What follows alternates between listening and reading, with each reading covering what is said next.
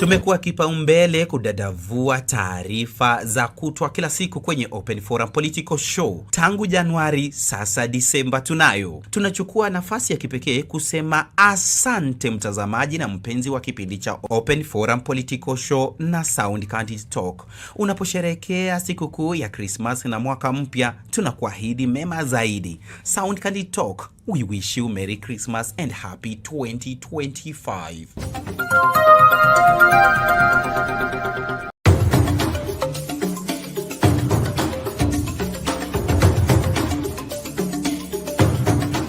Watu wa Mungu, Bwana Yesu asifiwe. Kipindi cha mahubiri kimerudi tena kwa kishindo kwenye Sound Candid Talk. Tunakufundisha, kukuelimisha na kukutia moyo kwenye Daily Bite. Mafundisho kamili ya Biblia kila siku kwenye runinga uipendayo ya Sound Candid Talk.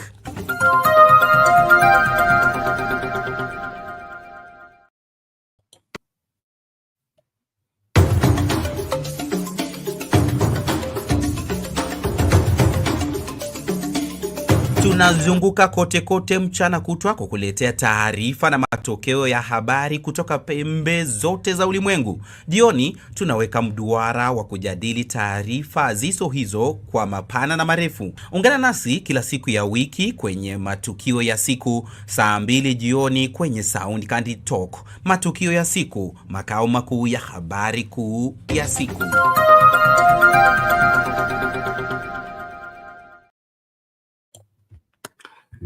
Good day, ladies and gentlemen. We're glad you're watching. Thank you so much for making time to join us. This is Sound Candid Talk, Open Forum Political Discussion Show, the show that gives you an opportunity to air what you feel and think about the latest development on our political front. Well, after the reshuffle that seems to be the keen interest of one William Ruto to try and win back the mountain, there is another twist to the same. Now, Kiraitu Murungi, former governor of Meru, is up in arms against the William Ruto's decisions of sidelining Meru every time he does a government reshuffle. Kiraitu Murungi now says it appears that Meru is off the map of Kenya every time William Ruto does reshuffle. He doesn't even consider another seat if they can't make it as cabinet secretaries. Why can't he consider one of them, at least one of them, to be an ambassador? Now, mambo ni kama hayo, wanasema yao ni namba 5 kwa kupiga kura. Mbona hawahesabiwi kwa meza wakati mambo yanafanyika? Basi, ningependa tu yazamie haya tunapoanza mazungumzo yetu ya usiku wa leo, ambako tuangalie ni kipi ambacho mtu ukiwa rais unapaswa kuweka kama kigezo cha kuangalia nani anapewa nini wapi kwa nini. Na mbona Meru hawahesabiki? Wanasema Kiraitu Murungi anadai kwamba wananchi wamekasirika na serikali ya Ruto kwa sababu ya kutenga Wameru. Swali tunalokuuliza ni kwamba, je, ni kweli kwamba Wameru wametengwa ama ni ile hali tu ya mtu kujitafutia kazi? Kwa sababu inaonekana baridi imezidi, huyu Kiraitu atafuta pa kujificha katika serikali hii. Mwangi wa Iria ndani, Nderito Mreithi ndani, Peter Kenneth ndani, nani mwingine, Kabogo ndani, lakini yeye nje. Kwa nini? Haya, mnaambie nyinyi. Asante sana kwa kujiunga nasi. Tafadhali karibisha mtu, tumakinike tunapofuata mambo haya yanavyoanza. We are live on Sound Candid Talk live YouTube channel, Sound Candid Talk Facebook page, as well as TikTok. Thank you so much for joining from wherever you are. Please let me see those likes on the video, even as we get set to put up the poll question that we will love your contribution to the same. The link to use to get in the studio is also in the comment section. Click on it, allow StreamYard to configure for you the camera as well as the audio, and you will find yourself in this space for us to get talking. This is one place where you will speak what is necessary for helping Kenya make sense of our politics and ease life for the masses. we're here to ensure that Kenyans remain enlightened, and then, of course, take a position that will help the prosperity of this great country, and then, of course, the stability thereof. But more than that, some of the reasons we are putting forth in terms of why we should be considered for cabinet secretary slots and other appointments in government does leave me more shocked that we are still reasoning the way we are reasoning when, the world is moved so fast and so far. I don't make sense of all this. You will help me do so. Thank you so much. Watu wangapi wanaingia? Tafadhali karibisha mtu. Sound Country Talk Live, we need to get more people to join, please. Karibisha mtu na tumakinike tunapoanza kipindi kwa fujo tu. Kwa hivyo tuanze na hiyo habari ya Kiraitu Murungi kusema hatuwezi vumilia tena. Hii inaonekana sisi tutakuwa tu ni wapiga kura, wakati wa kukula hatuhesabiwi. Mbona? Okay, hiyo swala nyeti ambayo suluhu tu wakati tutazungumza kwa wazi wazi. So ningependa uniambie wewe kwa maoni yako hapo kwa comments, ama ukijoin moja kwa moja, wewe unaona Wameru wameonewa katika mambo haya? Kwa nini William Ruto aangalii sehemu ya Meru wakati anachagua hii kabineti yake? Kiraitu anadai ni Wameru wametolewa kwa map. Unakubaliana naye Kiraitu, ama Kiraitu is just being oversensitive on these manenos? Let us talk, let us engage, let the cat out of the sack. Is this what our politics is all about? Sharing the loot, or what is it? Karibu kila mmoja, naomba umakinike na tuanze kwa fujo tu. Let's listen to this Kiraitu manenos. Anasema tumechoka. We can't take it anymore. We must be on that table. If we are not on that table, then there will be no business as usual. Let's listen out to this Kiraitu story as we start. Na kama unaingia studio, tafadhali makinika, wahi mapema, tusicheleweshe mambo hapa. Lazima tuende mbio mbio, masaa ndio hayo, na mnajua Christmas ipo, jamu ni nyingi, kwa hivyo lazima tufungue barabara mapema. Asante sana. Let's hear what Kiraitu is talking about. How come Meru has disappeared? Our problem is just this. How come Meru has disappeared from the national map of Kenya? How come Meru has disappeared from the political map of Kenya? We are number 5, actually number 4, in providing the multitude of votes for any government. Our people are not happy. They are saying even if no minister was appointed, even an ambassador, how come even no ambassador has been appointed in this group? We are saying the Meru people are tired from being taken for granted. Meru people do not to be political nomads anymore. Meru people want to be treated equally with other people, with the other ethnic blocks, because we have a right to be in this country just like the Kikuyus have a right. We have a right to be in this country just like the Luos have a right, and we have a right to be in this country just like Kalenjins, have also a right to be there. So we are not asking to be favored more than the others, but what we are against is being discriminated against. We have all voted correctly. Our people actually surprised that President Ruto seems to have forgotten them so quickly. So I reminded about the old story, which we have always complained about the cat and dog politics in Meru. When you want to hunt, you look for a dog, get to the forest with it, you kill an animal together, but once the animal is killed, the dog is chased away. And even if the meat has been served and eaten by others, the dog is chased away with the bones, and the soft meat is given to a cat. which has not been hunting. So the Meru people are asking for their right. We are tired of this politics. In the last regime, we are complaining about Mau roads. Meru said Mau, they never got any roads here. There are no Mau roads. This time around, they were trying to correct that, but we find ourselves in the same ditch. That there's like our car is parked by the roadside, and then we see other cars just passing by the road. We have said time has come for Meru to walk in the middle of the road. You know, time has come for Meru to be in the map like other communities in the country.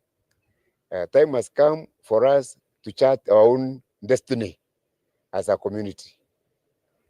We are giving President Ruto some benefit of doubt. We want to look at this situation. We want to analyze the underlying causes. We want to see the threats through Christmas and the New Year.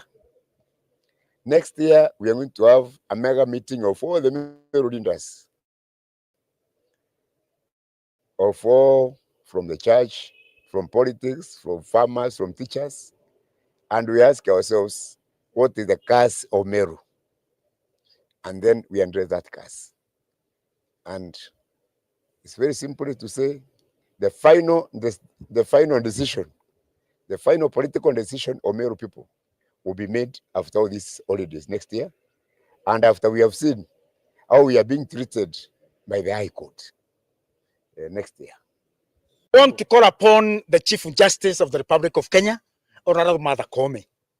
Martha Koome, I want to sound you out.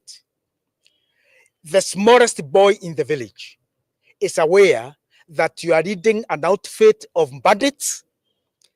You are in charge of a den of the most corrupt of judicial officers, the Mwamuyes and other Mwamuyes. It is not a secret anymore. You have rotten apples in the judiciary. Martha Koome, the only way you can redeem yourself, the only way you can redeem your name, the only way you can redeem judiciary is to make sure you do radical surgery, you effect the radical surgery in that judiciary, because right now, we look at it with a lot of disdain. We look at the judiciary. We view the judiciary with a lot of pragmatism. We view the judiciary so negatively.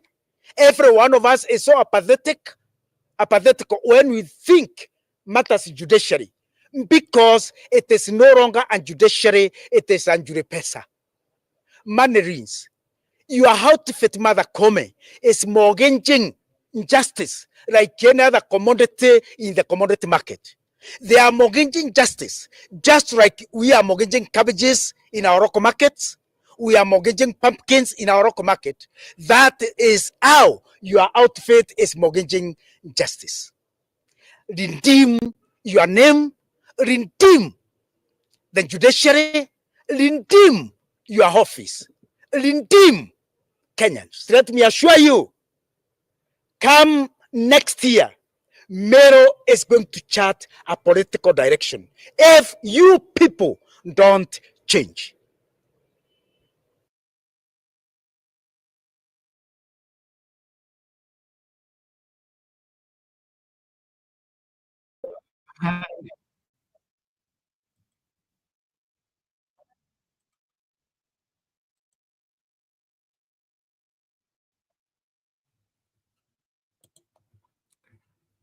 Mambo yamechacha Meru. Mambo ni kama hayo, mabibi na mabwana. Kiraitu anasema Wameru wametelekezwa katika serikali hii na zile ambazo zimetangulia. Wametumiwa kama ile umbwa inayotumia kuwinda. Wakishakamata mnyama, umbwa anafukuzwa, nyama inagawiwa wote, mpaka paka yeye anapewa mifupa. Fumbo mfumbie mjinga, mwerevu atalifumbua. Naomba wewe unifumbulie hilo. Ni kipi hiki ambacho kinamkera Kiraitu? Na ni kweli Wameru wamemtuma kuambia Ruto kwamba hawako tayari kutumiwa tena? Ama Kiraitu anatafuta cha kutafuna na yeye? Niambie hapo kwa comments ama kuja kwa studio moja kwa moja tukajadili masuala haya kwa kina. Siasa zetu za wakati wetu wa kukula inaonekana sasa haitakuwa siri tena. Kila mtu anataka kula na kuna anayetaka kuachwa nyuma. Swali langu ni kwamba serikali ni ya kukula ama ya kufanya kazi? Naambie wewe. Asante sana. And then of course that man there speaking to addressing Mother Kome and of course calling it as it is, that Mother Kome is the president of graft, is presiding over a den of thieves, and justice is on the mortgage. Everybody pays for whatever justice they are looking for, just like they are buying mandazi, as like they are buying bananas on the market. Are we that bad? Are we that badly off? Let me know. Thank you everybody. Please karibisha mtu katika kipindi tunapoangazia masuala haya. Mimi najua kwamba mbivu na mbichi itajulikana tu wakati wa Kenya watasimamia haki na kudemand kwamba ukweli wa mambo ujulikane. Asante sana kwa wote mnaojiunga nasi. Hiyo namba ya watazamaji ipande tafadhali. Tuchukue hiyo link, share it out, and then of course get more people to join. How do you see this? Now, I want us to zero into our community, tribal politics in terms of bargain. Kama kuna kitu ambacho kimehujumu demokrasia Kenya, ni hii inaitwa tribalism, okay? Na tribalism ni kwangu mimi ni ile hali ya kushabikia kabila moja kinyume na kabila lingine, okay? Kwewe kwa Meru, kwa Mluya, kwa Mluo, kwa Mkikuyu, hiyo sio tribalism. Tribalism huanza wakati wewe unashabikia kabila lako kinyume na kabila zingine. Na hiyo inatokana na nini? Ama wakati wewe unadhamini kabila yako kuliko kabila zingine. That is now what's called tribalism. But you being a Luya, a Luo, a Kikuyu, a Meru, a Kalenjin, that doesn't result into tribalism. But now we look at our politics and count our votes based on our tribes. Now, like Kiraitu says, the Meru people are number 4. That means there is number 1, there is number 2, number 3, which means the conclusion of the matter is that the number of people or the number of voters that come from your tribe are your political capital, okay? Your political capital that you bring on the table. And when now there is the sharing of the loot or the sharing of the spoil, you say, mimi natoka Meru, kura zetu ni 2,000,000, okay? Alafu mimi nasema mimi natoka Western, kura yetu ni 5,000,000. Mwingine nasema mimi natoka wapi huko kwingine? Kiambu, okay? Ama wherever the Kikuyu part of Central, kura zetu ni 4,000,000. Kalenjin ni hivyo hivyo.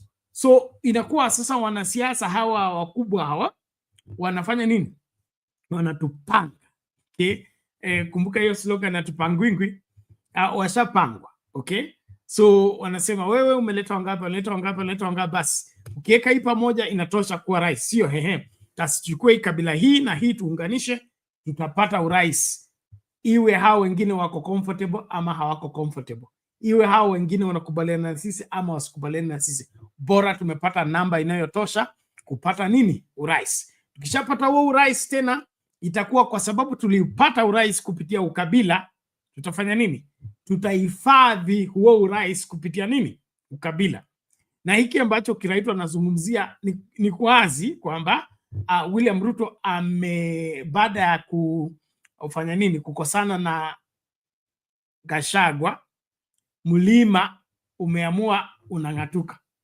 So William Ruto ako katika hima kuhakikisha kwamba mlima haubanduki wote. Ikamlazimisha kwenda kumuona nani? Uhuru Kenyatta, ambaye bado mpaka sasa anaonekana yeye bado ndio kiongozi wa nini? Wa the large Mount Kenya. Ako na umaarufu wake na heshima zake nyingi tu, So kuona kwamba kukubaliana na yeye na William Ruto, basi mlima utapoa na mlima utafanya nini? Utamshabikia ama kusupport William Ruto. Lakini inakaa kana kwamba huo mpanga uendi vizuri. Kwa nini? So William Ruto anamuona Uhuru Kenyatta, hapo William Ruto anaanza sasa kuchagua cabinet mpya ama kufili zile blank spaces kwa cabinet, na wale ambao wamejaza kwa hizo nadhifa na hizo nafasi zote, unaona wote ni wale walikuwa wameachwa kwa baridi kwa kuangushwa kura 2017 2022. Kina Kabogo, kina Mwangi alikuwa amemaliza tamu yake kama governor. Nani mwingine? Kagwe, Mutahi Kagwe ambaye alikuwa cabinet wa Uhuru Kenyatta. Kuna Liki Nyanjui aliyekuwa governor wa Nakuru. Kuna nani? Derito Murungi aliyekuwa governor wa Laikipia.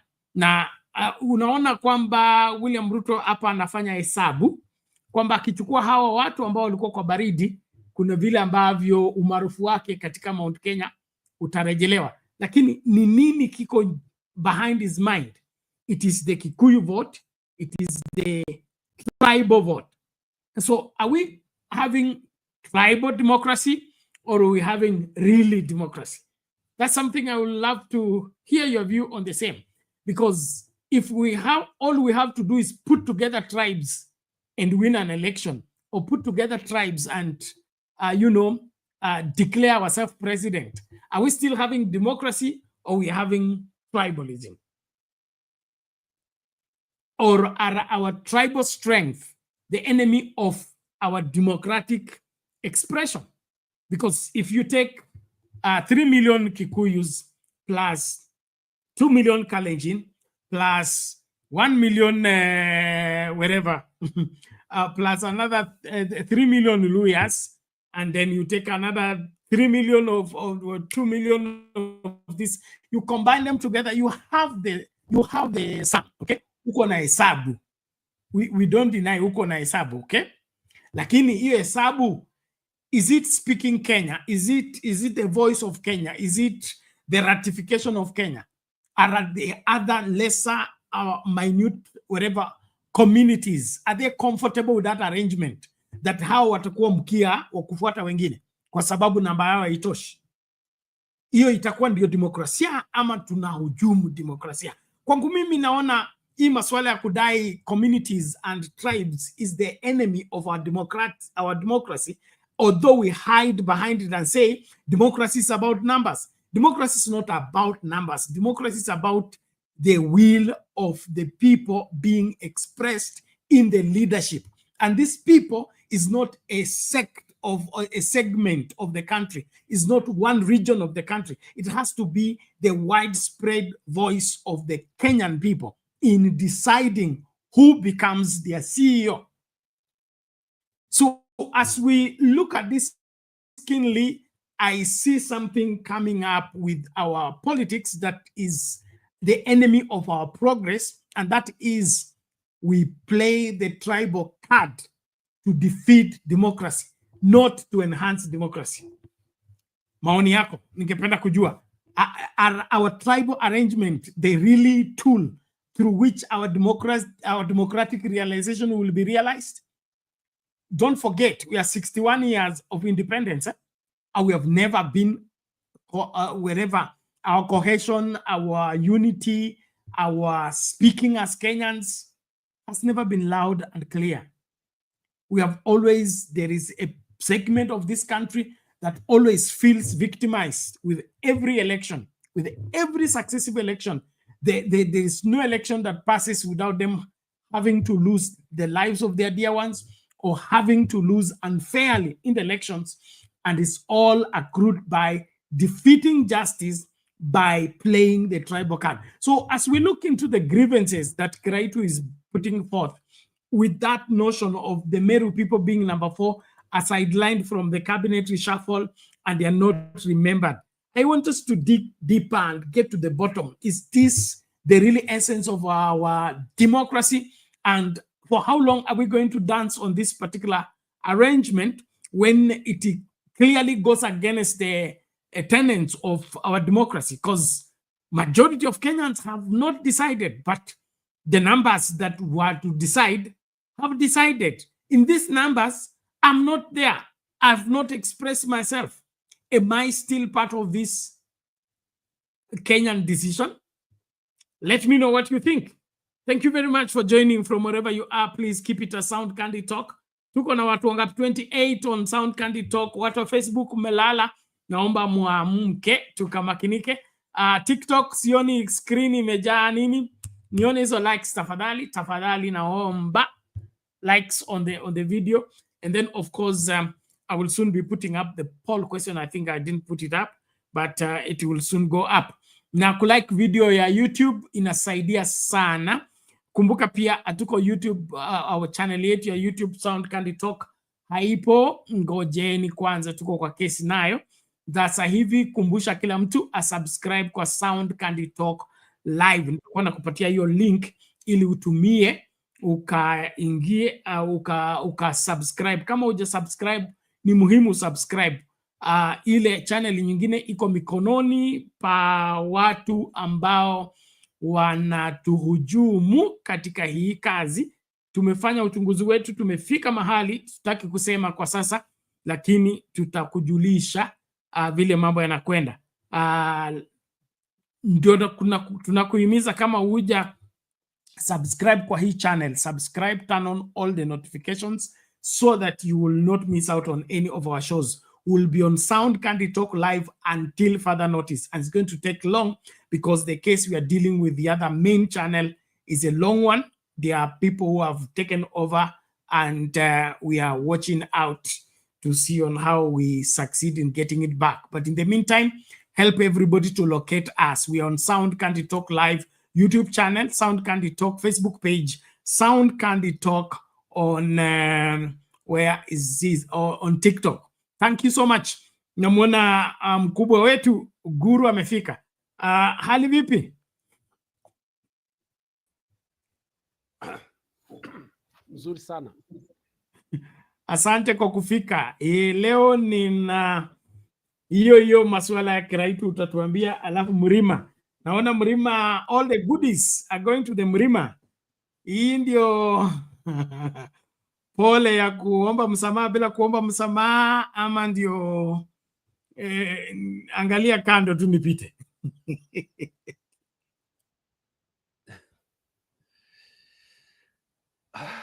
Wajua, kwanza sijui ni kina nani wako hapa kwa hii channel saa hii, lakini nawasalimia na kusema kwamba ni mzuri watu wakikaa wakiongea, sababu kuongea ndio kujua hali ya maisha na vile tunaendelea kama nchi. Mimi nasema hivi Bernard,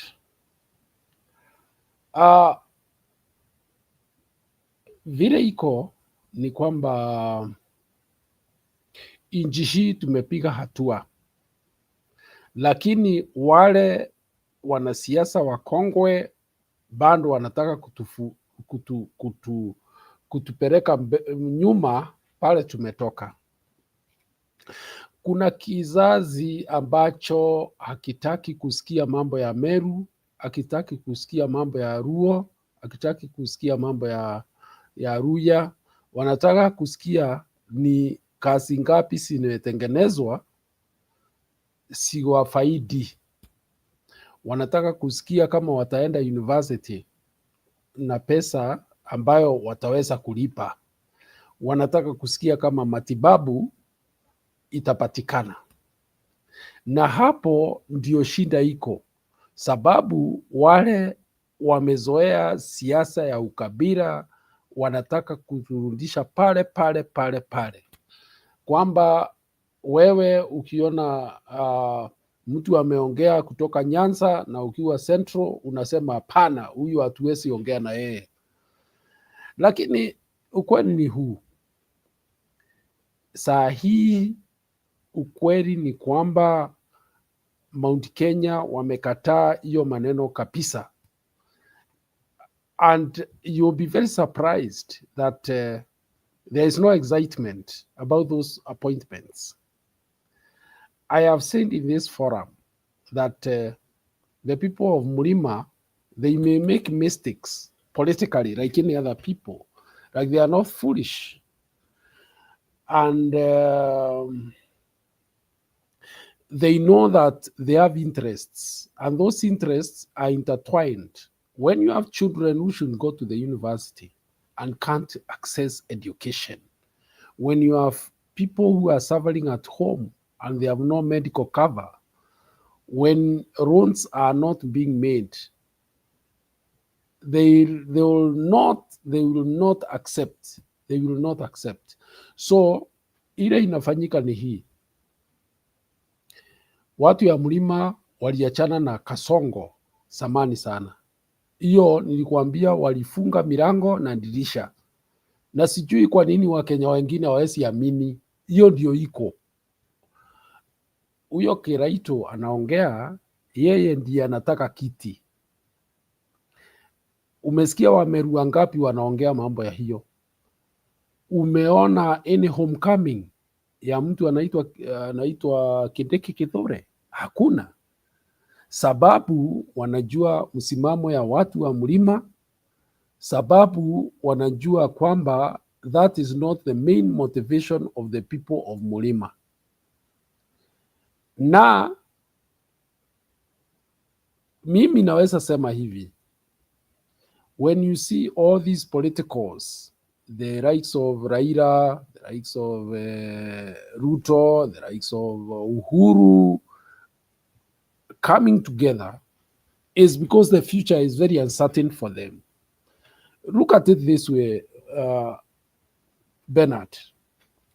If today the people of Kenya, and I can see the youth gravitating towards that end, they map out and come out with a candidate who is truly pro-people in terms of development.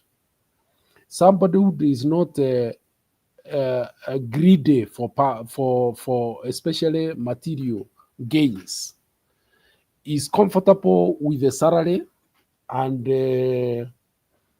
small things that he may do on the sides, and does not steal from the public. But then again, he goes after those who have been stealing in this country and those who have taken advantage of the system.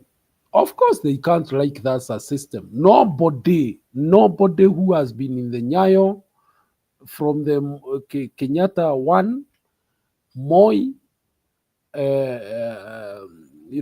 Kibaki and Ruto, they cannot accept that kind of system because they will be caught up in those, murky situations. So what am I saying? I'm saying this. It is time Kenyans woke up and realized that individuals may not save them. We don't have a Jesus Christ. We don't have a savior, a person that you say that this one is the one who is coming to save us. In politics in Kenya today, especially those who have been wind in KANU politics, ambao wamekuwa wamepelekwa darasa ya siasa na Moi, wao wote wana matope, hawawezi kuwa wasafi, na kwa hivyo wao wanaangalia vile ile makosa wamefanya pale nyumae, wanaweza funika hiyo na wanaweza kuendesha wengine wale wako sasa, wanaweza kuendesha hiyo. So mimi naona hivi, if the Gen Z revolution is to succeed, that would be the best thing for Kenya. The first thing we must do is completely do away with anybody who was tutored under Moi regime, including Stephen Kalonzo Musyoka. They know no other system except the system that was taught in their hands by one Daniel Toroitich R. Moi, where systems are to be used to make money and generally not to be responsive to the people's will. So mimi nasema hivi, we have sacrificed very good leaders in the past.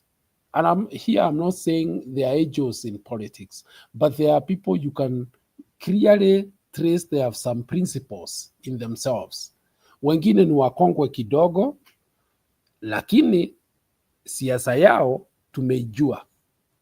Tuna watu kama mtu kama Martha Karua, tuna watu kama Kitopu Imanyara, tuna watu kama Omtata ambao amekuwa akipigania watu kwa miaka mingi, tuna watu kama Mukisha Kitui, tuna watu, we have people, you know, who clearly have shown that their appetite is not to exploit the positions that they have to make money and enrich themselves. Why do we fail? Why?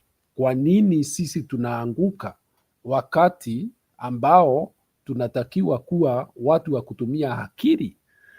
This excitement, hii mambo ya kuja kuambiwa sijui bottom up, sijui mtoto mkokoteni, sijui mtu ya bodaboda, and at the same time huyo mtu anakuambia hivyo, unajua historia yake, unajua hata amenyang'anya watu mashamba, unajua ameiba, lakini wewe uko pale kama Mkenya unasherekea mtu kama huyo. Ile iko saa hii, mimi ningeulizwa ni kwamba tuweke msasa kwa kila mtu ambaye anatafuta kiti ya kutuongoza. Tunaweka msasa, tunamuuliza wewe, kwa nini ulifanya hii? Kwa nini ulifanya hii? Angalia kama sasa the current appointments. Mtu kama Wairia has a case in court right now. But how does he now become the head of procurement? What do you expect from such a system, honestly? Let's just be fair. When you look at somebody like Kindero, he's been given a position in government. What do you expect from him? He has a case, and these are facts. I'm not saying he is guilty, but there are cases that show that there is kuna tope ambayo iko kwa hawa watu. Kwa hivyo, mimi ningesema hivi, hata ingawa our youths are a bit confused, because that is the nature of our politics. You get into the system, you start confusing people. The Makuris of this world, they are bought into a political party and assimilated the rights of so many others. But what I'm saying in simple terms is this: the youth must stay focused, especially the Gen Z and the millennials. They must start asking those who have been in leadership for a long time what they have done in the positions that they have been given in the past, and dig into their politics of the past, especially in management of public resources, and discredit them and put them aside on just that account, because our main problem is actually resource allocation and resource misappropriation. That is the main problem.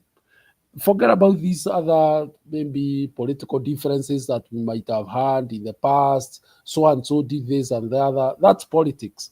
But I'm talking about you have been given a position in the past. We never heard of Kitui having stolen when he was given the Ministry of Trade. We have not heard of Martha Karua having stolen in the Ministry of Water and Constitutional Affairs where she worked. We've not heard, Kitopu has never been a minister, but we have not heard any theft associated with him. So why do we as Kenyans accept to be cheated by buccaneers thieves and leave out people who have a track record of public service, clean public service. Why? And that is the main thing we must fight now. Right now, you see, the Ruto war he is trying to do is trying to bring us any Kikuyu who is said to have a name in politics into his government. He wants to kill two birds with one stone. One, that they may not align themselves against him in the next elections. Number two, if there is any dirt that will be associated with this government, they will not escape. So everybody becomes dirty. And that's why people will say, huyo mwizi wetu, huyo hana shinda, sisi wata tuweke huyo mwizi wetu. Because everybody in Kenya is corrupt. It's just spreading the, you try to demoralize people by spreading the blame.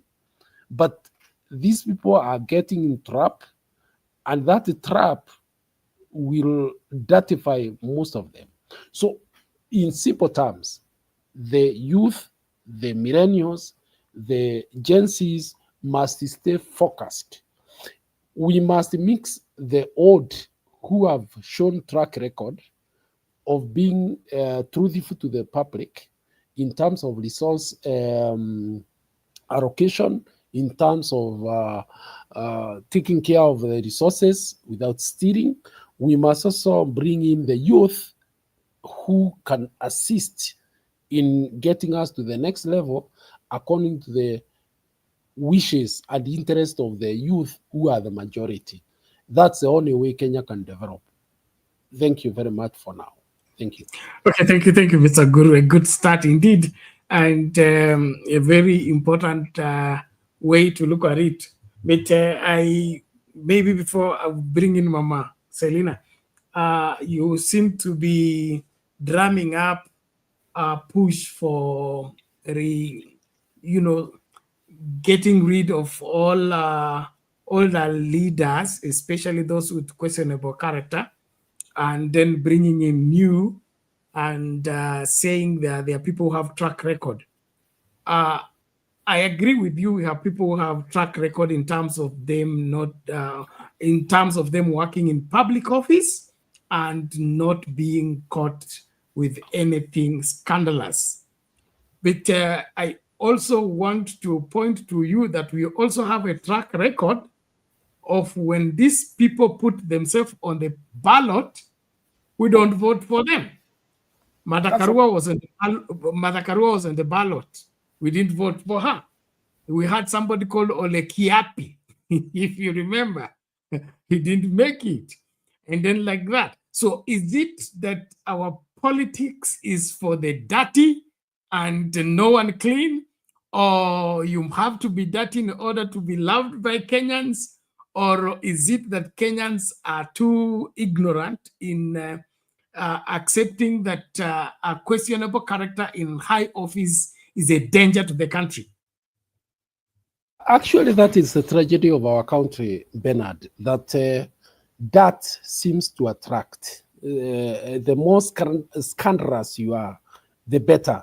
And because when you are scandalous, you also have resources. You have stolen from a cooperative, you have stolen from a ministry, you have stolen from a parastatal. So you come and give, peanuts to the youth, and you excite them. Right now, I saw in Nyeri, the MP there went and gave each border guy 500 shillings. You may not know, but one of them, as they were riding their motorbike and celebrating the Mutagi Kagwe, he said, "Twaheo matano," meaning we have been given 500 shillings. So you can see the kind of situation we are in.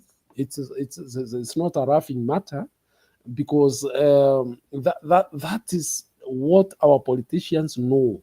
They know that our people are polluted in the mind, and quick gain of even 500 shillings, 200 shillings, 1,000 is what will excite them. So when you have somebody of credibility like, Mukisha Kituyi, when you have somebody like Gitobu Manyara, when you have somebody like Mother Karwa, they don't excite. And therefore, we deny them an opportunity to offer their leadership to the country. That is the tragedy that we are in. I don't know how we can turn around that, because it's a serious matter where people seem to celebrate thieves, they seem to celebrate murderers, and then shortly after they start complaining. What do you expect? What do you expect? So Guru, before I let you go quickly on this one, Makawore seems to be coming under pressure for joining the most elaborate political party, ODM. What's wrong with working with political party when you are a Gen Z or you are a millennial? Is there a crime in that? Why is it being vilified?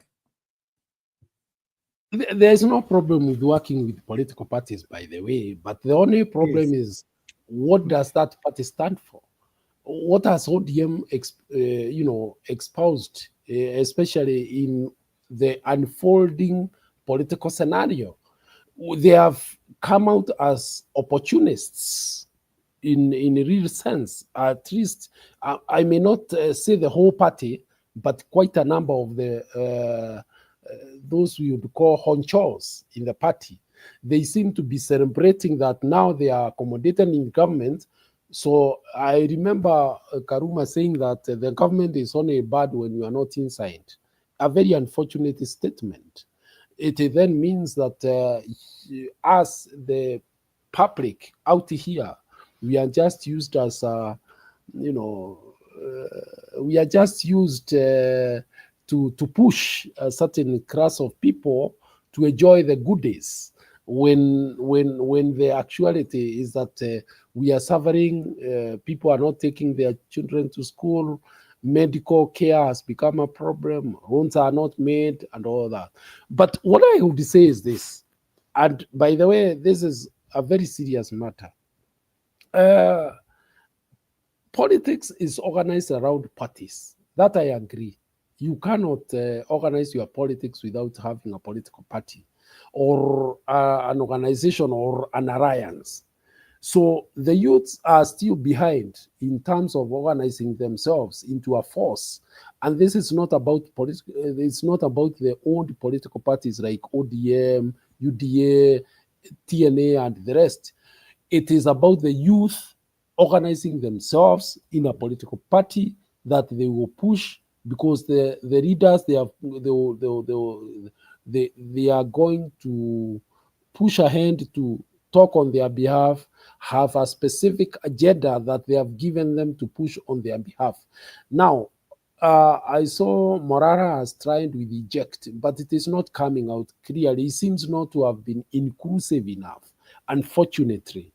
And it then seems like a personal aggrandizement, if it may. But at the end of the day, the youth will have to be in a political formation of a kind or a political alliance, so that they can be able to say, this is our candidate and we are going to vote for him no matter what, across the country. That way they will cause a revolution. But if they are going to be dispatched across the political parties, the ODMs, UDAs, what, they will be managed therein by the old guard, and they will not be able even to achieve what they want. Thank you. Thank you, Mr. Guru. Exactly. And then I think maybe I will throw this in, then quickly Mama Selina can come in. I think you people are the ones putting Morara under pressure, okay? Freedom of association. You're not giving him a leeway. If he tries to meet this person, you say he's a sellout. So you have boxed him in such a way that he has to move alone. Okay, you people need to let these young people have free way. let them go and associate with ODM, UDA, whatever comes. But at the end of the day, they need to have their democratic breathing space. You are not giving them that breathing space. He cannot meet Gachagua, ataambiwa huyu ni kikaragosi cha Gachagua. Hawezi kutana na Raila, atasema ametumwa na Raila. Hii ni so ninyi mnataka vijana wafanye siasa kivipi? Mnataka wakuwe na political party ya vijana kinyume na wazee? Na kama ni political party ya vijana kinyume na wazee, sio ni kinyume na katiba? Na wakienda kinyume na katiba, basi hata chama yao itarejistiwa. So I think we as Kenyans, we are too expectant and too demanding that we are not even letting the child grow and mature. But leaving that thought hanging like that, let's quickly hear Mama, then we can weigh on the same. Mama Selina, karibu, hali vipi? Salama Penat, happy to see Nguru na wewe. Niko na nimesikia mambo yake vizuri. Nimeona Kiraitu akiongea na nimeona allocation ile imeenda central at large around 10 people.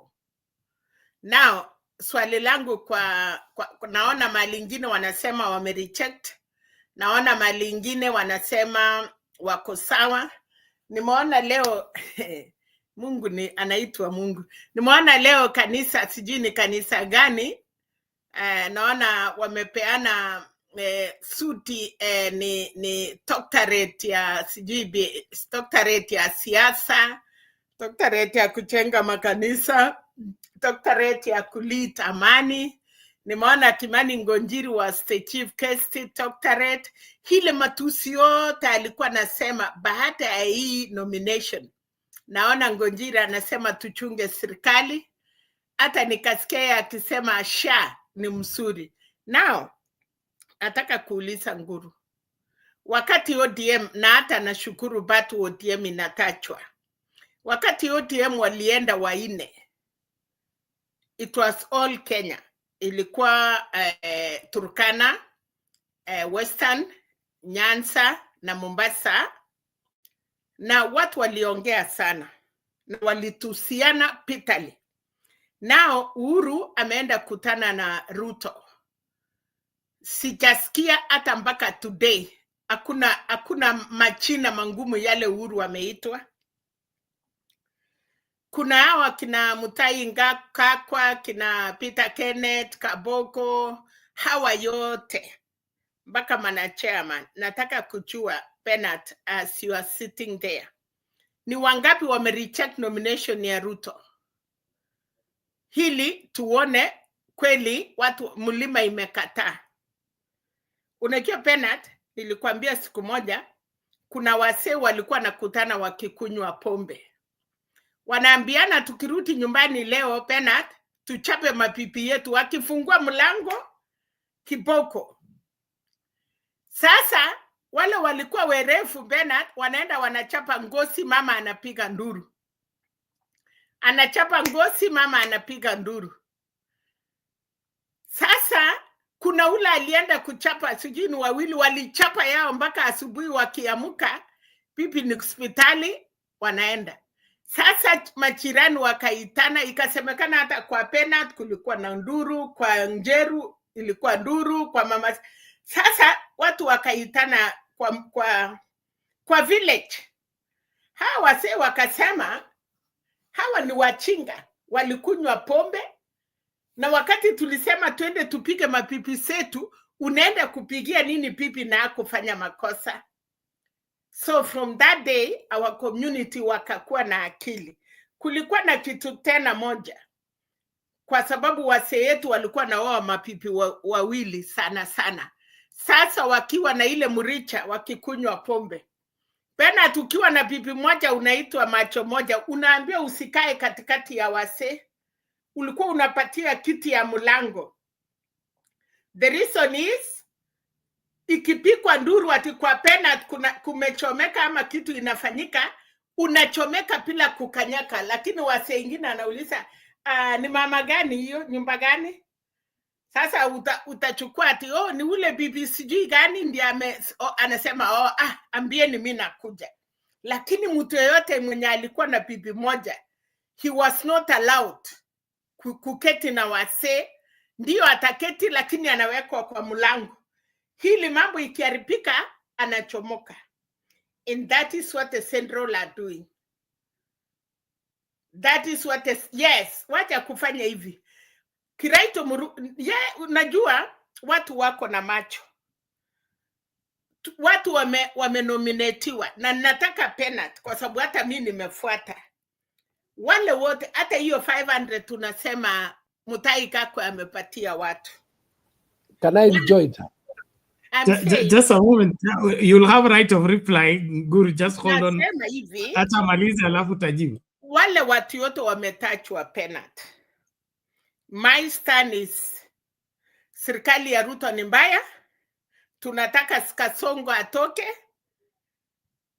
Na ODM walienda expert. Sasa nataka kujua hii ya Uhuru yote imeenda. Mpaka section ya Meru wanapiga nduru. Na wako na vice president. Hawachafanya sherehe, lakini Kindiki kwa vitabu ya Kenya na history ya Kenya is the deputy president of the Republic of Kenya. Hakuna vile itasemekana Central lilimreject hata kwa kitabu yetu ya Kenya. So now wale wanapiga PB na wale wanapiga ngosi tumewajua. We know who will put the wife reel and we know who will put the ngosi. Ndiye sasa wa Kenya tumetoa macho. Nikakuja hapa mumeongea mambo ya vijana. Morara na Kaspul. Kaspul alijitokeza kama youth. It was a calling. Si vijana ya Kenya walienda kuita wakamwambia, walisema they are partless, they are tribalist.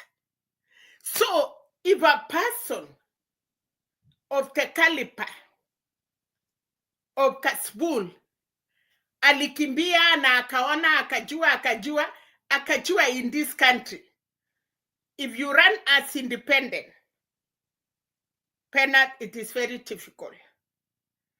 Akarudi pia akajua hana poram yao ilikuwa ni YouTube na hata hakuna mahali walikuwa naenda. Akakuwa na wafuasi vijana wake wakakaa chini na akaamua, akakuja utakasema okay, mimi nimeongoza barabara, nimerudi, nimeingia kwa chama. In party kuna structure ya youth, president ya youth, kuna women league na kuna the party. Huyu kijana amepata chance ya kukua site ya league na ameenda ward kwa sababu ODM imefanya election. Amechukua mahali Nairobi. He is planning to run as a leader tomorrow. Ameingia kwa hiyo structure. Morara anaitwa nani hiyo mwingine? Morara wakakutana vijana 8. Wakaregister party inaitwa nimesahau. Alafu wanasema ameweka secretary yake rafiki yake. Mchango yote inaenda, awachakua na kitu. Sasa hao viongozi walikaa chini kutengeneza party, walikuwa scattered. Hata hiyo party itakuwa registered. Huyu kijana sasa amekimbia, alipati, unajua pena kuna watu wanakaa kando, wanawatuma. Kimbia, umesema ukweli. Kijana amekimbia, hana support ya vijana, hana support ya wasee, hakuna mtu anamreko kana isata kumpatia nafasi. So ile kitu mimi nasema ni hivi, kama anaweza kuingia apati. Kuna pati mingi hata ya Chakoya, kuna pati mingi Kenya hata imelala aina ya briefcase party. Yenye iko na watu Kenya mzima. Yenye iko na women league, youth league na iko structure yote. Those people, if they are serious, they can get a party like that. Anashikilia na viongozi yao ningine na yeye sasa waende wachiuse. Ya pili, hawa mayouth wakati walienda barabara. Mami, naomba hivi itakuwa mrefu sana. Nataka hata Ngiru, okay, it's okay. Me, I'm okay. Ngoja mami. Tuko na time.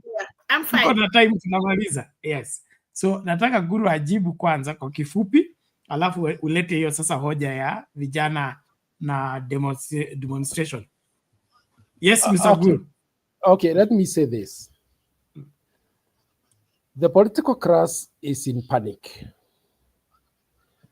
Ruto first started by bringing in a set of politicians from Embu, Tharaka Nithi, and Meru to say that they are going to create Mount Kenya East under somebody called Ruto.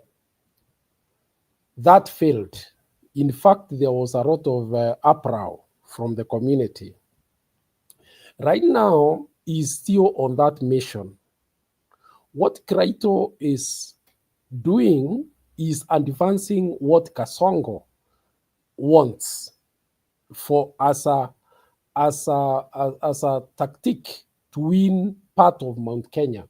Because the truth of the matter is that sisi Mount Kenya tumesema hatutampigia kura hata akifufua mifupa ya Dedan Kimathi. Atuulisi kura, ijafika kura, utuambie hiyo watu wamenominatiwa. Are they going to be in the offices or no? Ikifika kura, kila watu watatoka nje tujue, lakini for now, I want to know. Let me say, okay, the truth is this.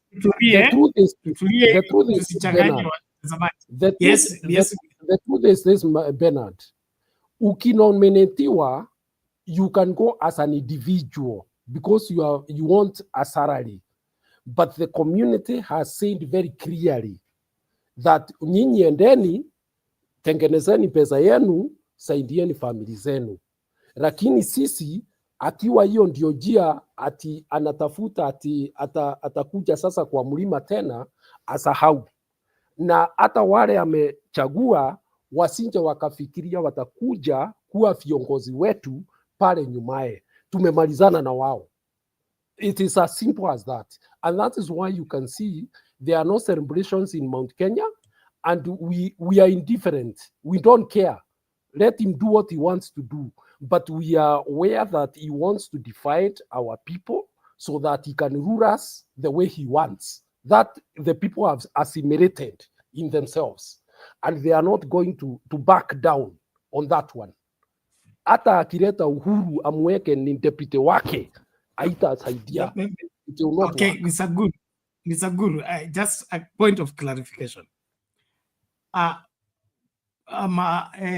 Sababu ya kukataa Kasongo ni gani? Kwa sababu ni kama nilikuuliza hapo mwanzo kwamba hizi viti zinapeanwa ni ile hali ya mzee amekosa kwa nyumba lakini hawezi kuomba msamaha, so anaenda kuleta leso, alete chumvi, alete sukari, yani kupitia hizo gifts mama aelewe kwamba anaomba msamaha. Kuna kitu kimoja wewe kama mtu wa mlima, okay, meaning you understand the central politics, dhambi gani ambayo haiwezi kusamehewa ambayo Kasongo amefanyia watu wa mlima wakamtoka kabisa? Unmute. Bernard, let me tell you. Me, I've always, even I'm predicting things here. I told you there is a time that will come, even our MPs will not be able to speak to the people. The way I was seeing things going, the truth of the matter is this. We are very different from other communities. We do not listen to our leaders. We lead them. Sisi ndio tunawaambia vile tunaona tukiendeshwa, hatuendeshwi vizuri. Kwa hivyo, sisi tunataka kuenda namna hii. Wewe kunja mbele yetu, utupeleke kule tunataka kwenda. And let me tell you, by the way, Gachagua was nothing. He was nothing. And even now, it's only that right now, he's gaining traction because he seems to be the one who has gone ahead to lead people where they want to go. In fact, people had left Kasongo even before he was impeached. Ndio ulisikia kulikuwa na mlio makanga akufe na dereva akufe, meaning they did not even have any interest with Gachagua. But now Gachagua is being given relevance in our politics because he seems to be the one who is running ahead to lead us to where we want to go. Sasa shinda ni gani? Wacha nikuambie pale shinda iko. Mkikuyu anaangalia mambo kadhaa. We have an experience with Moi. We suffered economically. We suffered discrimination in terms of so many things, infrastructure development and all that. So they look at it this way. Kama sasa, most of the students who come from the area are put in the band ile ya kulipa pesa mingi kwa university. Ati kwa sababu wanatoka pahali sijui iko na kahawa sijui nini. They look at issues in terms of health. Are they accessing health? We don't love people for the sake of it. For us, politics is not a love affair. Ni wewe utupeleke pale tunataka. Akiwa business zetu asifanye mzuri, we are not going to be your friend. Hata ukiwa umetoka kwetu, tumeguzaa wewe, tutakukataa. You understand? And that is the difference between us and other communities. We are not sentimental. We don't care how many cabinet ministers will be packed in Mount Kenya. That is not our problem to us, because how we need to bring food to our table, we don't care about those kind of things. In fact, I can tell you this. Watu walikuwa wamesema they don't even want that deputy president apeane kwingine. Saa hii wanasema he is actually making it worse. We don't care about those. He can take them tomorrow and take them to other communities, and you'll not hear the Kikuyu complain or the people of Murima complain. They don't care. So where is Gachagua taking you to? The Gachagua is not even, we know that he has very many weaknesses. In fact, he was not even a major factor in Kenyan politics, and even in the regional politics. But there is one thing about him that is now standing in for him, that he is going in front of the people and he is listening and leading people where they wanted to go. They want to go away from Kasongo, and that is where he is taking them. So anywhere away from Kasongo is okay, as long as it's far away from Kasongo. Exactly. Mama Selina. Hiyo yote ni mazuri. Kwanza, sisi wa Kenya tumefurahi sana mkifukuza mzigo wenu. Yeye ni wenu. As Kenyans, we don't care kama atabaki ama aende. Ya pili, ni mzuri anawapeleka, na ungesema wasi, anawapeleka kwa Kalonzo. Now, we want to do like this. Murima na Kalonzo, na walikuja wasee ya Njerunjeke, wakatengeneza kitu inaitwa ilikuwa Kema, sasa imekuwa Kema versus Kamba. Hiyo ni moja.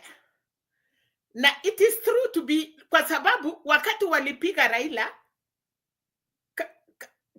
wakati walipiga Ruto na Gachagua anaenda kwa Kalonzo, it is the same. But hatutaki kuongea, hiyo si tabu yetu.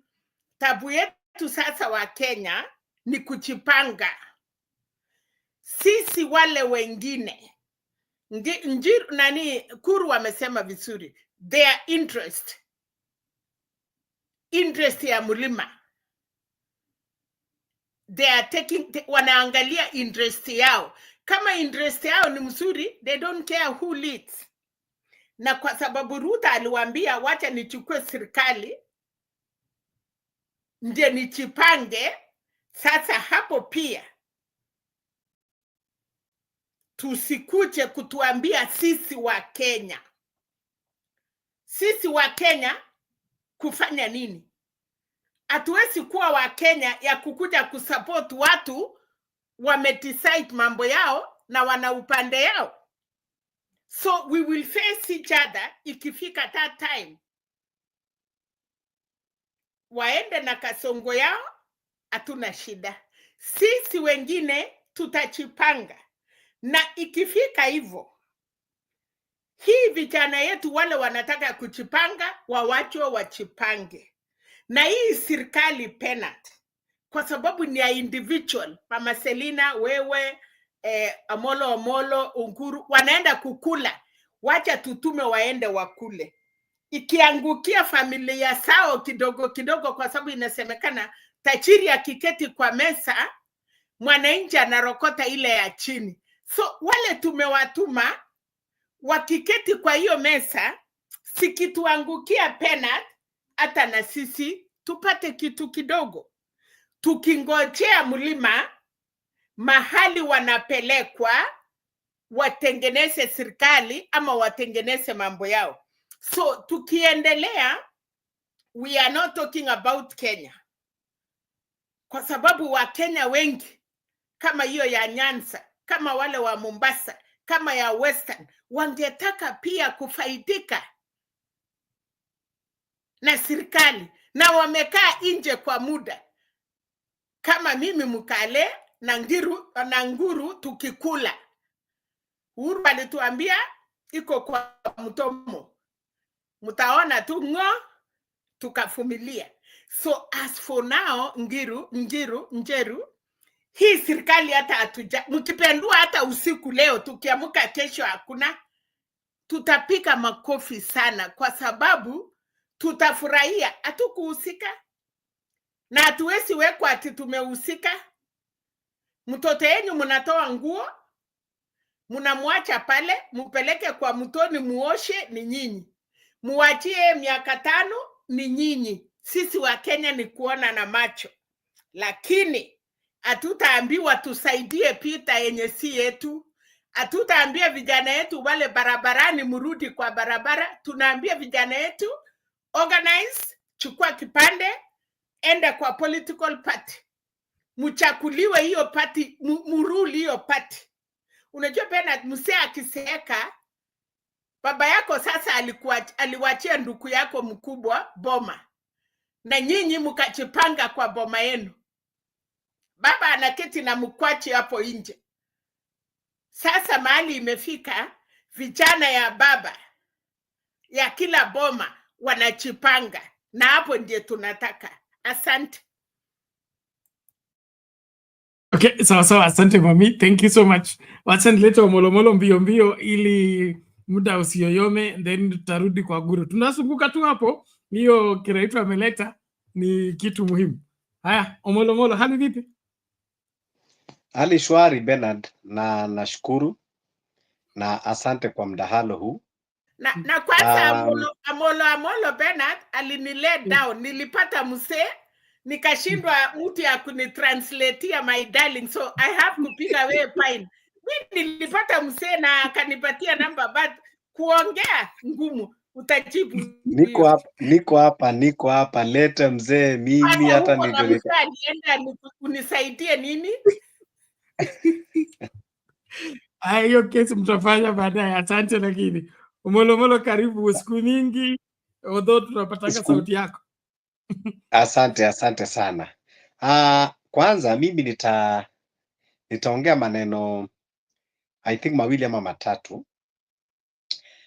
Kwanza nitatoa kwanza taswira vile ilivyokuwa wakati baba aliambiwa alete experts wa kusaidia Ruto kazi. Alienda akaleta Wajaluo wote. Alienda akalete Joho Onyango kutoka Kisumu. Akaleta akaleta mwingine anaitwa Opiyo Wandayi. Akaleta Mjaluo mwingine kutoka Homa Bay anaitwa Oparanya, na akaleta Joe Mbadi. Haya, wao ni ma experts. So akachagua Wajaluo wote. Sasa ni zamu ya Wajaluo kula, maanake wote Wajaluo. Haya, Kamwana akaambiwa alete experts wake, akalete Mbaluya kutoka kule Jebakali, anaitwa William Kabogo. Akakimbia mpaka Northeastern, akaenda akalete Msomali anaitwa Mutai Kagwe. Alafu akarudi tena akakimbia sasa kule Kisii, akaenda akaleta mwingine. So tunajaribu kuangalia ndio tuondoke katika hii siasa ya ukabila. Sasa mi naona hapa baba kweli ametuletea ukabila, sababu yeye anaambiwa alete experts wa kusaidia Kenya, anaenda anajaza kabila moja anaweka pale. Sasa ile kitu nilikuwa nataka kumwambia Guru ni kuwa mimi kwanza, sauti yangu mnajua vizuri, mimi ni anti Kasongo, usiku mchana, kunyeshe mvua kuwake jua. Lakini ile kitu moja ambao sijaelewa na hawa watu ambao wanataka kujiweka Murima, because I don't subscribe myself to tribalism. Kutoka mpaka ile siku Gachagua aling'olewa, ndio tukaanza kusikia kwamba Murima hata Mwamusha na Kimathi Kasongo hatachukua, of which nakubaliana nao. Lakini nataka kujua Ruto alianza kukua mbaya wakati wa finance bill ama kutoka kule nyuma, ama alianza kuwa mbaya wakati amemtimua Gachagua? Because what I don't understand is, tukisema kwamba sisi si wa kabila, lakini sababu mtu wetu amefukuzwa ndio hatukutaki. That is where I find there is a very big conflict. Mimi kama ungesema mtu ni mbaya, ni mbaya sababu yuko hivyo na nilianza kumkataa. Kama hapa sisi na Bernard tulianza kuongea ubaya Kasongo wakati hata hajafukuza mtu wote, si ni kweli? Hata mama Selina ako hapa anajua. Na okay, kuna watu saizi sababu maybe Ruto amefanya kazi na watu wa baba na amefanya kazi, wanataka kusema kwamba ni mzuri. Mimi bado niko pale pale kwamba afai, lakini what I don't buy is wakati Gachagua alikuwa ndani, mambo ilikuwa iko sawa. Ruto alikuwa ataenda kanisani atapigiwa makofi, alikuwa ataenda mazishini atapigiwa makofi. But now ameondoa Gachagua, but bado tunajificha. Gachagua si hata hatujali, si kiongozi wetu, lakini still Ruto. Sasa nataka saizi kwa mfano, maanake wanasiasa si watu ambao wanaeleweka.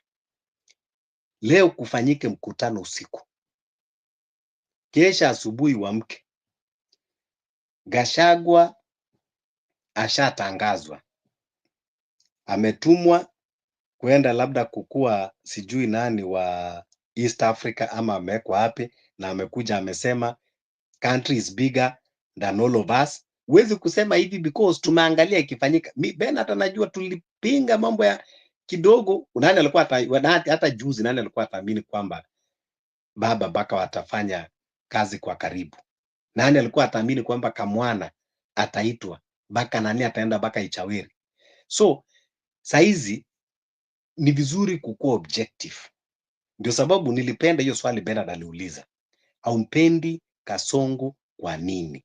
Haumpendi Kasongo sababu, manake ukisema ati sisi watu wa Murima, hiyo ujeniambia sababu ya kumchukia Kasongo. Hiyo ujeniambia sababu ya kumchukia Kasongo. Ukiwa unasema ama Bernard aseme, sababu sisi watu wa Western, hapa tuko na wewe. Hiyo si sababu ya kumchukia Kasongo. Lakini ukija kuniambia kwamba namchukia Kasongo sababu alikataa kumaliza corruption, na corruption bado inakithiri, hapo niko na wewe 100%. Ukiniambia namchukia Kasongo sababu vijana waliuliwa na mpaka leo amenyamaza, au vijana bado hawajapata haki, hapo niko na wewe 100%. Lakini ukija kuniambia ati unajua Kasongo alituahidi hivi watu wa Murima, Kasongo hakuchaguliwa kuwa rais wa Murima. Okay? Sasa ikiwa yeye mwenyewe kweli unapigania haki ya Kenya, manake ukiwa unaongea hivyo kumaanisha kwamba wewe ukapata hiyo position ya Kasongo, you can be worse more than Kasongo himself. And I see many people from Murima, they are fighting him and hiding the truth You know, hakuna kitu kizuri kama kukuwa honest. Heri useme mimi kiongozi wangu alikuwa ni Gachagua na sikuwa nataka kujua mambo ya Ruto. Mimi as long as nilikuwa namuona Gachagua akiwa pale, I was feeling okay. But the moment alimuondoa, sasa mimi nimeenda na mtu wangu. We will understand you. Kuna watu ambao huwa anasema baba ni wangu na mimi sitaki kujua baba amefanya decision gani. Unaona? Hata baba akisema tuandamane, mimi hata sitaki kujua kwa nini tunaandamana, mimi najitokeza and they are okay. Na confident kuongea. So wakati ni vizuri kukuwa honest na we mwenyewe. If you are a follower to someone, just be open, usiogope. Unaona? Sema mimi kiongozi wangu ni huyu na hata sikutaka kujua wale wengine. Hata akifanya makosa ni wangu. Na sasa hivi umemwondoa, hata mimi ushaniondoa. That is okay. It is very okay. That is what is called democracy. You can decide to just choose a leader and go with that leader and fall down with that leader. But tusikuje kujificha na kusema sababu. So mimi ile hata wakati when I'm doing my things katika maspaces zangu, I don't subscribe to regionalism, to tribalism. Let us differ, let us fight based on issues, objectives. Hiyo ndio tutakuwa tunafanya healthy democracy. Kwa hivyo mambo ya Murima kama mtawachana nayo, muachane nayo. Na kama mnataka kushika sababu ya Gachagua, install Gachagua, mupatie political party, tujue bado ni pale pale tunarudi pale kwa political contest, si mambo ya kubadilisha nchi. Lakini kama ni kubadilisha nchi, you cannot hate Ruto because alidifaa na urafiki wake na Gachagua. Nikimalizia Bernard, nakuja kwa mama. Mama amesema just a moment. Nataka Guru respond kwa hiyo, alafu utarudi kwako ndio uende umalizie ya mama. Mr. Guru, respond to that. Let me say this. Omoro can talk all what he wants to talk, but he doesn't know the psychology of the people of the mountain. And the psychology is this.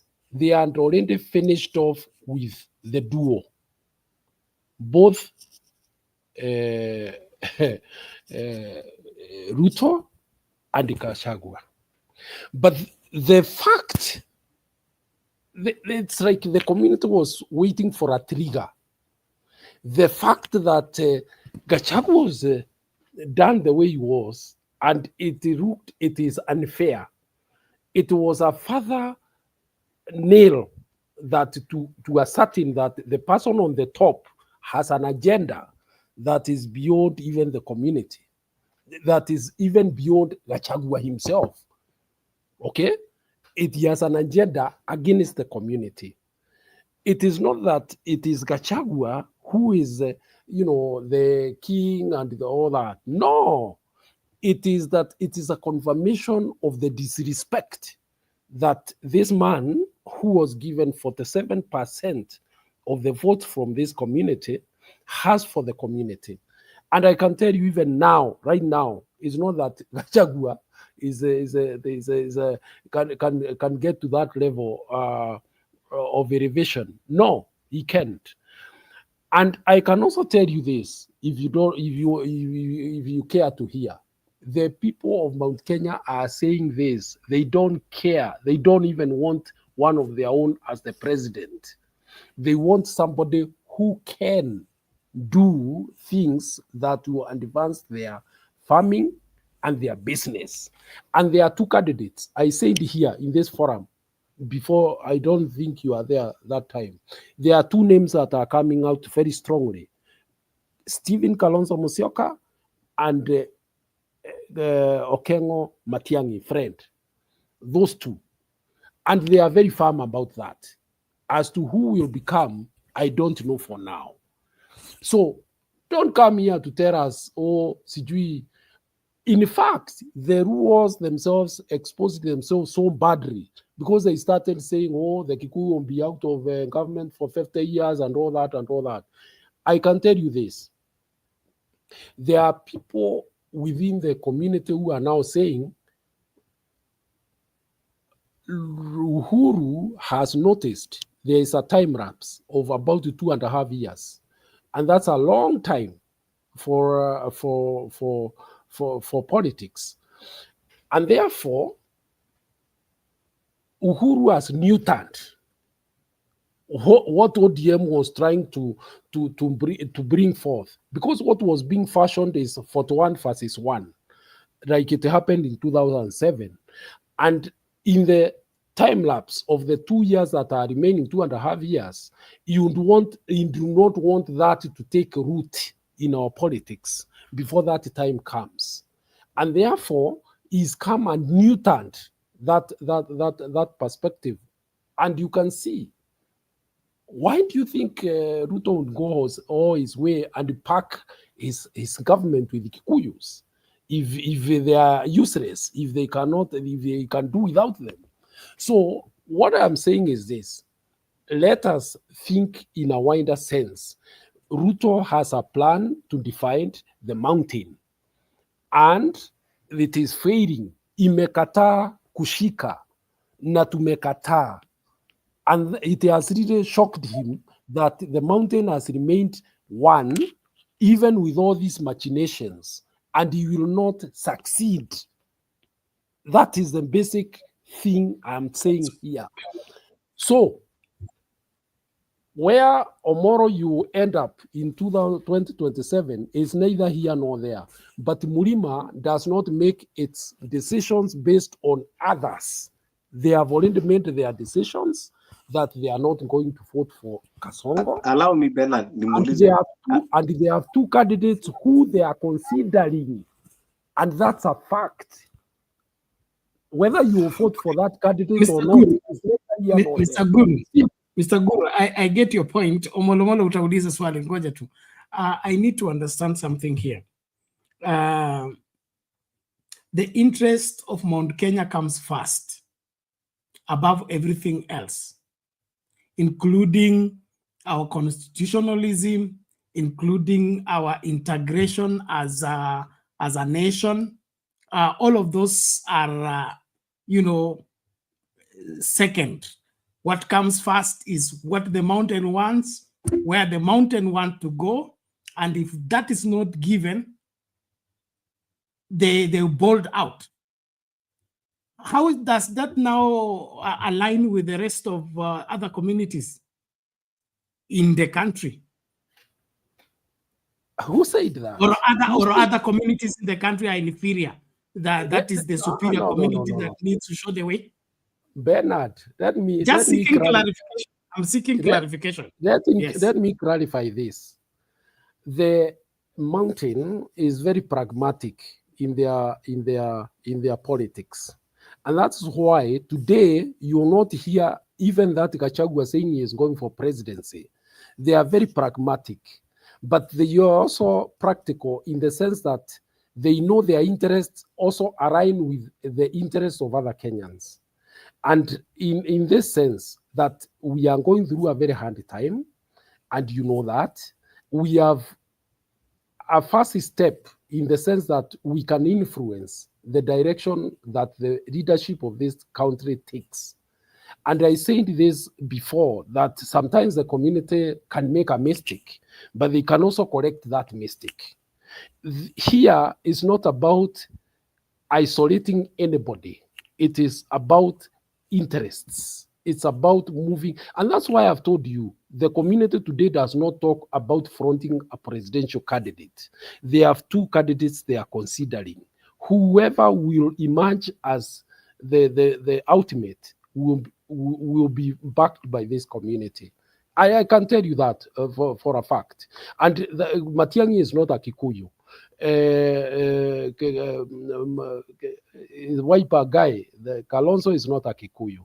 In fact, in the last elections, the Kikuyu voted for both Raila and Ruto. Those are not Kikuyus. So don't fall in the trap of people who want to isolate a community because they have interests that is beyond them. And Mr. Guru, the isolation of the community, it's also coming from the mountain. And hold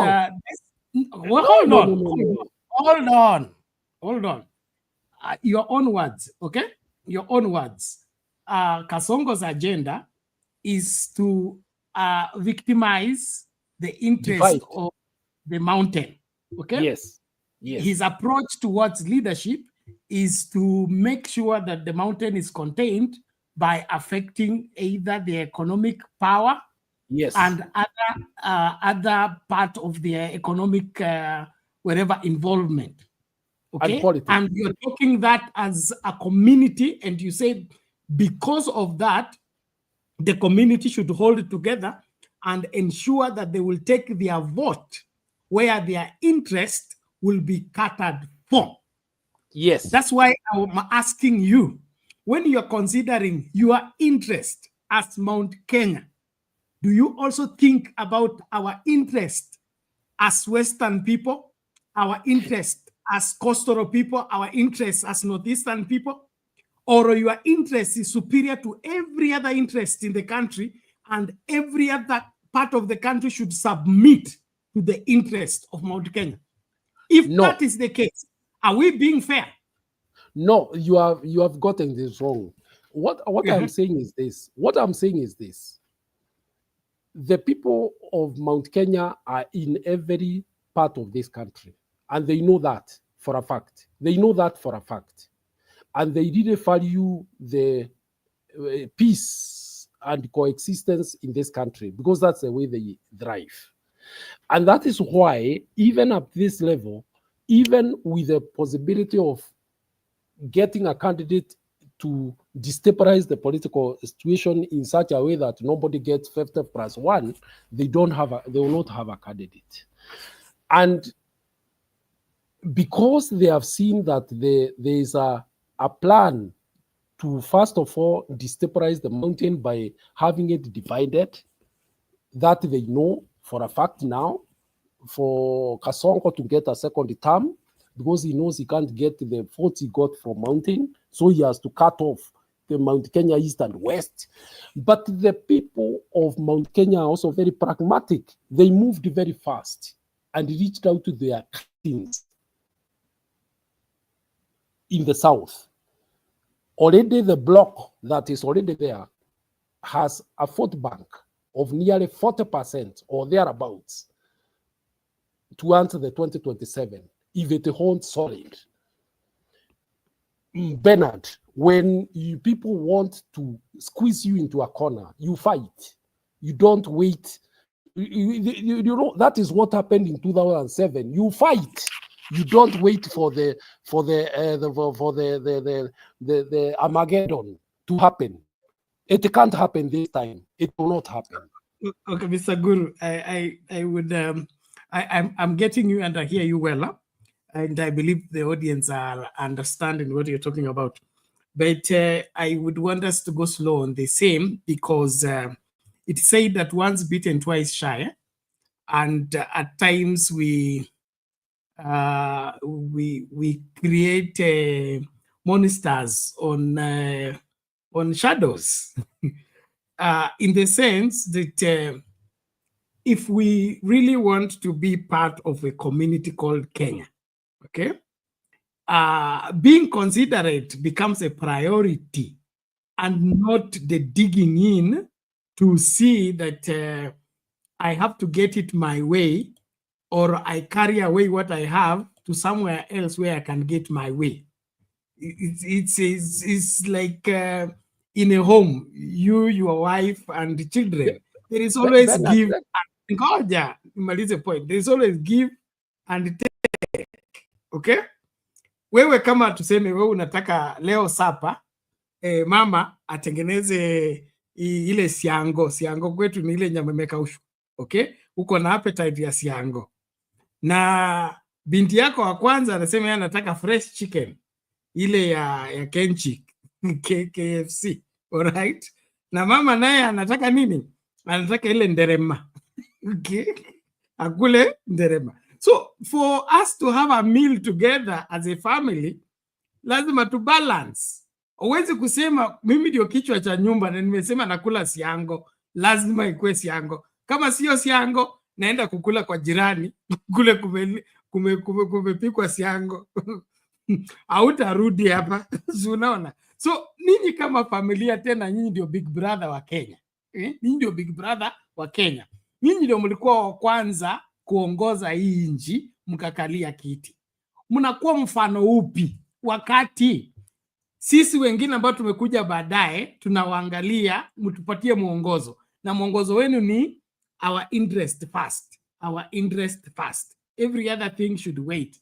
Is that if we all did that, for example, sisi Waluya, kwanza Waluya ndio tuko wengi kuliko kabila ingine yote kwa hii Kenya, okay, let's put that basket together and say tunaenda kufungia hawa watu wengine nje wote, na sisi watoto wetu Waluya kwanza wako wengi Central, tuite watoto wetu wote wale wako ng'ambo na nje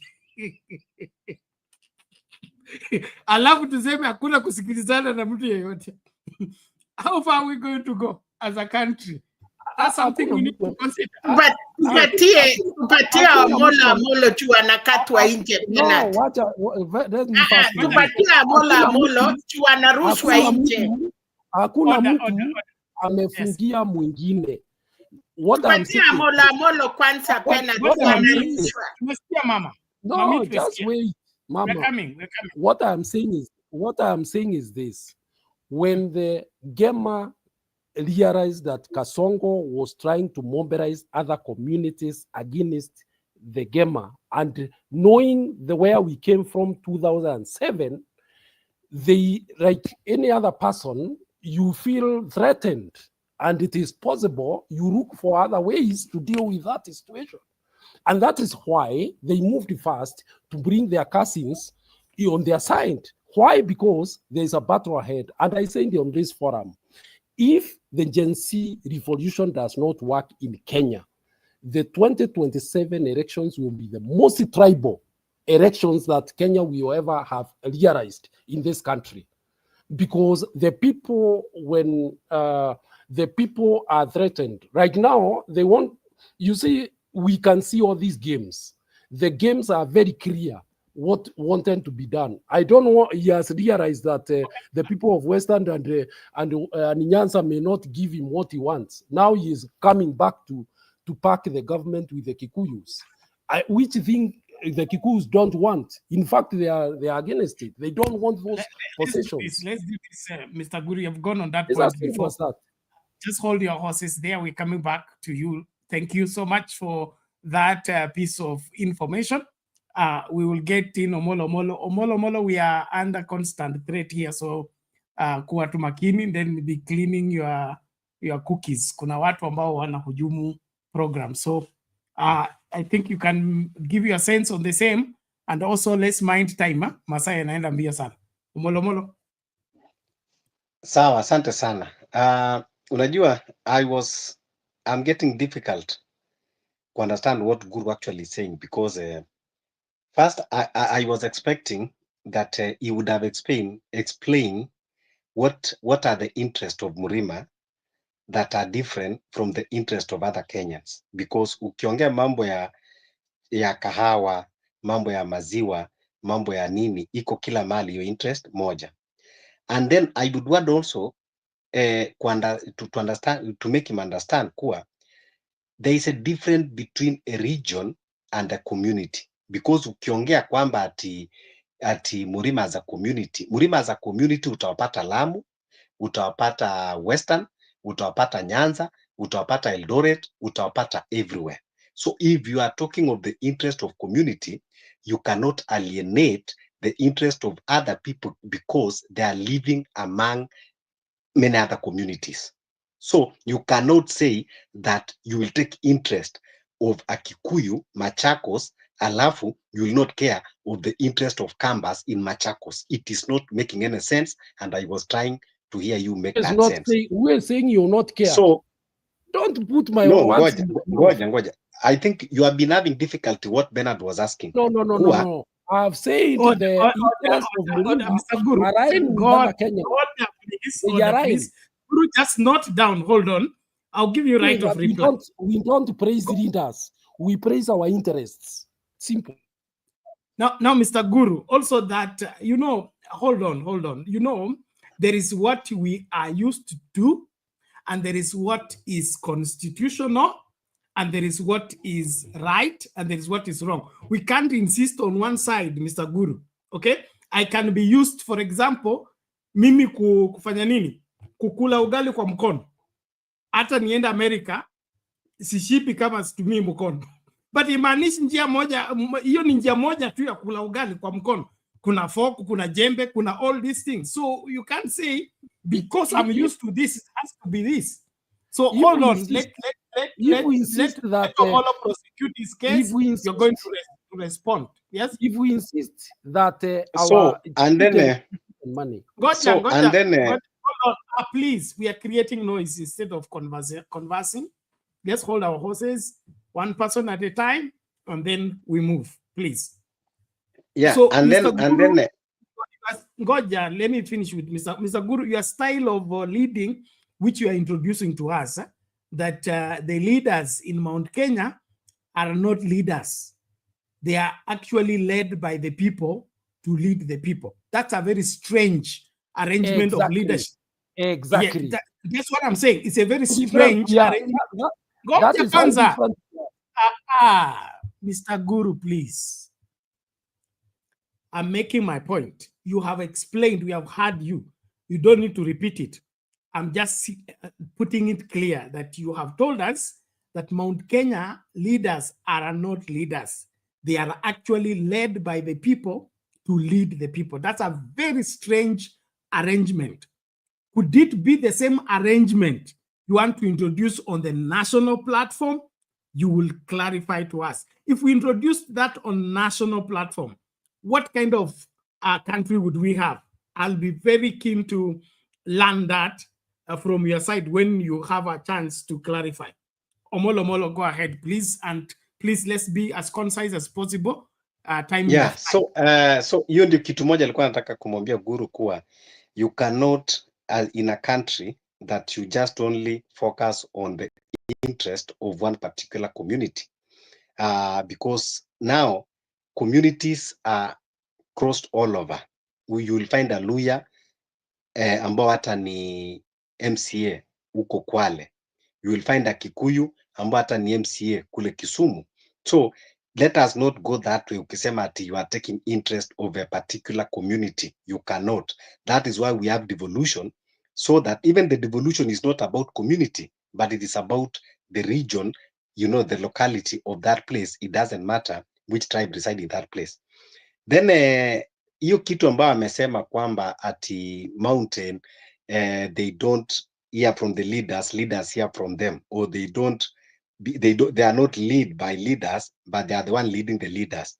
But again here alikuwa amejibu akasema wao wanaenda kwa Kalonzo. Now I want to understand, is Kalonzo people or is Kalonzo leader? So I don't understand. Ni Kalonzo atabaki village alafu nyinyi muende state house mukalead, ama manake it is not making sense. Unajua umesema sasa, because when you say you are leading the leaders, that means kama ni parliament nyinyi mutaenda alafu leaders wabaki nyuma. So you know, when we are discussing issues, it is better to be realistic and talk things that are practical.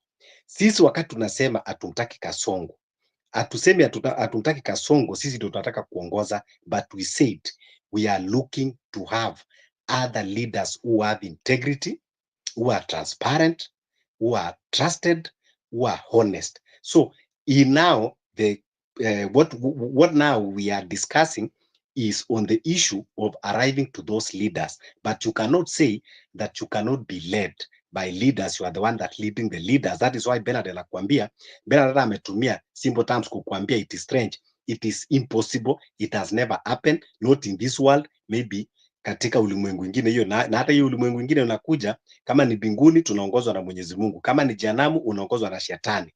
Sasa ile kitu iko ni kuwa nikimalizia Guru, you are not doing justice to the mountain, na usijaribu hata kabisa, you are even doing more damage if that is a narrative ukifikiria kwamba you are defending. We don't want our country to be divided, and that is why even when we are doing the movement, we were saying that we are tribeless and Kenya should remain to be tribeless.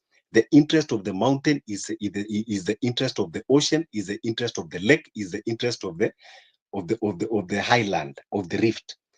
Kama ni kahawa iko kila mahali. Kama ni maziwa iko kila mahali. Kama saa hizi tunaongea mambo ya kuvaccinate ng'ombe, ziko kila mahali. Kama ni hospitali ziko kila mahali. Hakuna any speciality community that they have. Uwezi kuniambia ama mountain wako na special interest. What are those special interests? There is no community, there is no region that have special interest more than the other. So don't come and say that this one, it is because of our interest. There is nothing like our interest. Our interest is our interest as a country. Not unless muniambie kwamba nyinyi mnahitaji special care, ndio sasa mtuambie kwamba ni special care aina gani. Hata sisi Wakenya wote tunaweza amua sasa kuhamia mountain tuwapatie that special care, but I don't want to go that way, because I believe that mountain people, they are very smart people, they know how to live with the community, and they value all the country. Rebuttal is in place, and Moro, I have no problem with you. The only problem is that your perception is very wrong. I did not say there are any special interests for the community, because if coffee prices are well catered for, the people in Bungoma and Mount Elgon will also have a good income.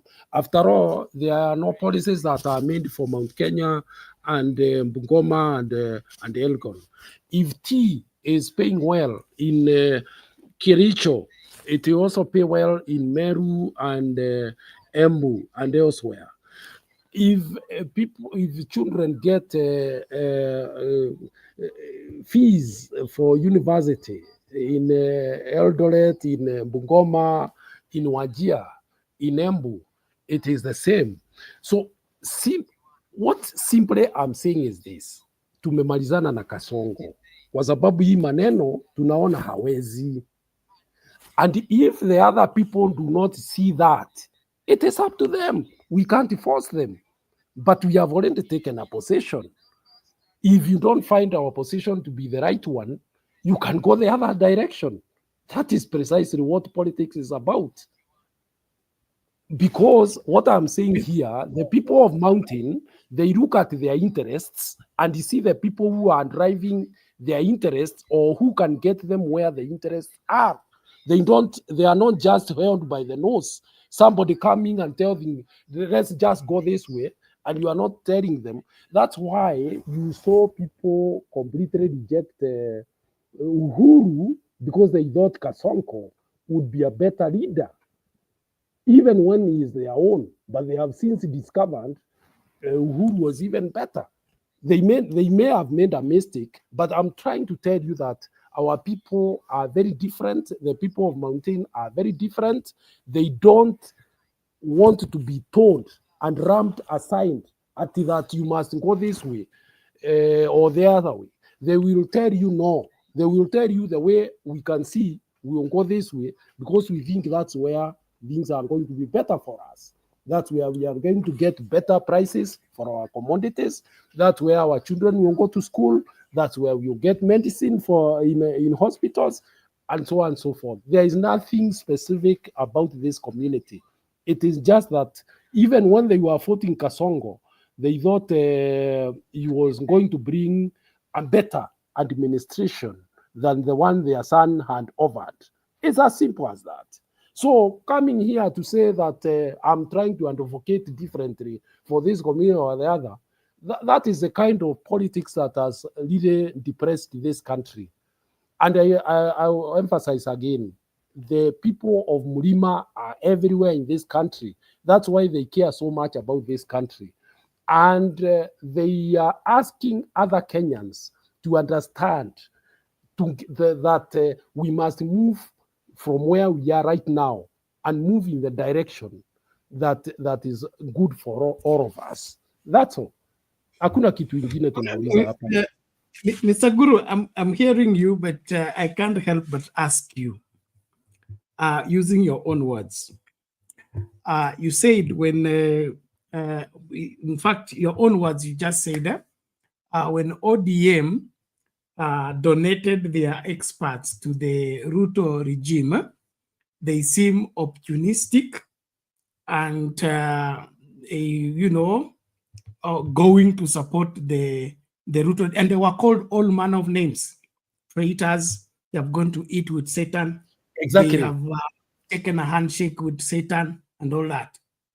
Then in your same statement, you said, but now Uhuru was sensing danger with the way ODM was working close with the Ruto, isolating the Kikuyu community or Mount Kenya community. So he decided to allow these Kikuyu experts to get into the government so that they can donate what Kasongo was planning with ODM against the Mount Kenya community. I'm just using your own expressions. Correct. Now, That's very correct.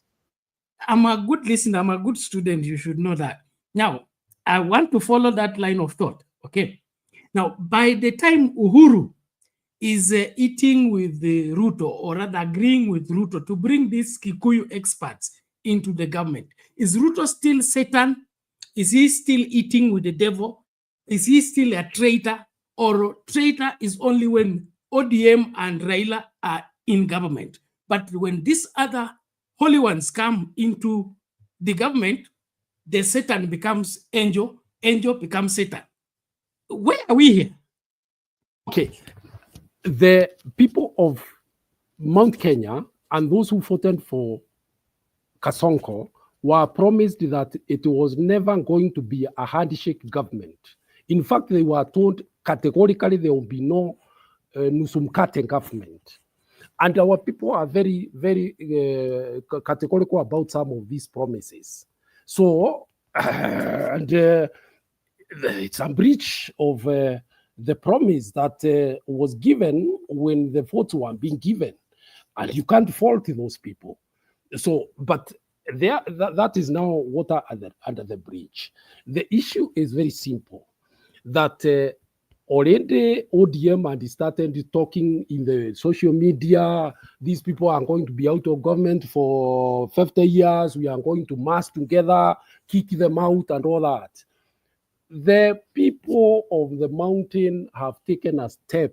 They have started reaching out far and wide. What happened in 2007 will not happen. And they are selfless, and they will move to other communities, not just the Kamba. They are also talking to the Maasai, who are very close in the historical patterns. I leave that you go and understand what they are. They are also reaching to the Kisi and others, because essentially, unfortunately, that's the way our politics is. If Gen Z revolution does not work, that's the way politics is, and that is what Ruto is doing. So you can't fault these people by doing what they are doing also to get a space in government and to get a space in political, bargaining. So, Mr. That's the way it let's is. not make it too long. The queue is long. Let me just cut the chest in there. So you are telling us it is okay for Uhuru to work with Ruto and safeguard the welfare of Mount Kenya, but it is wrong for Raila to work with Ruto and safeguard the interest of Nyanza and the other parts of the country. I never said that. I said the people who voted for Ruto were promised that this was never going to be a. But the people who voted for Ruto did not vote for Ruto to be president of Mount Kenya. By the way, No, I Ruto voted for Ruto Raila, was- by the way. Exactly. Where I am, I'm saying I is voted for order. Raila. Bwana I tunachoka, want us patia to get watu this wengine. clear. We are tired. Order. Ngoja kwanza. Mr. Guru, what I would not appreciate is us shifting goalposts. I just want you to confirm that Yes. Uhuru's move to introduce his experts in the broad-based government is a good move from your end, and it is for the interest of the mountain, and so it's acceptable. But Raila's move to work with Ruto and donate his experts is unacceptable because it breaches your contract with Ruto when he vowed that he will not do a Nusumkate government. Let me Have say I this. noted down that well? Let me say this. Please I'm don't talking make about- it any longer. We have people No, in no, the no. queue. Oh, Yes. You ask a question. I am saying about a promise that was made to a people, and they follow these promises. They may be right or wrong, but those are promises that were made during the politics that were done in 2022. I am not saying personally that it is wrong. Personally, I'm not saying it's wrong. But as per the promises made, there are those who feel it was wrong. Okay? And there is nothing you can do about it because there are promises that are made in politics. It's as simple as that. In fact, I voted for Raila, if you know that for a fact, and you know it. I accept and appreciate that. Let's open the floor to other people.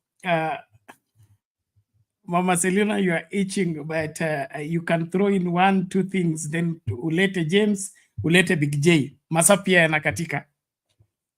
Hey. No, Penat. Let me give it to those who have not talked. This show today is a real one, and it is good to get a message home. Thank you. Thank you, Mama. James, here we go. Hey, habari ya kila mtu. Imekuwa while. Hopefully kila mtu anaendelea vizuri. Hapo Bernard nilikuwa ninasikia vile Guru anaji-explain na I think kuna vile alikuwa he's right, but then he's also contradicting himself in a way.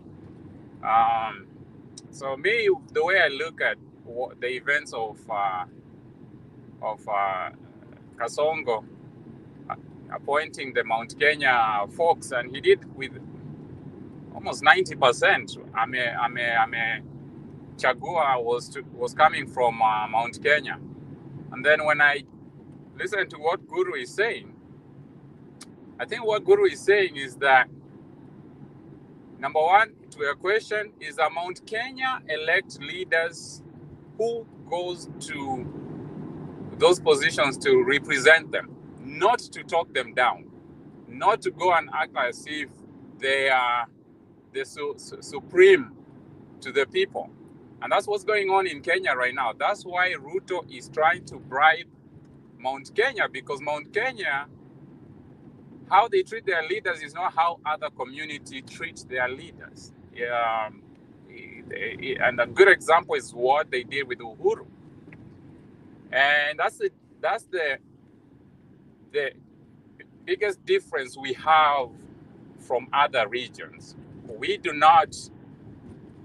listen to our leaders, but they are leaders just because we cannot all go there to make those decisions. But however, if they go there and act as if their interest is not our interest, we switch. And that's why Kasongo is the president and Raila is not, because Mount Kenya did not listen to Ruto, to Uhuru when Uhuru was saying, let's go this direction.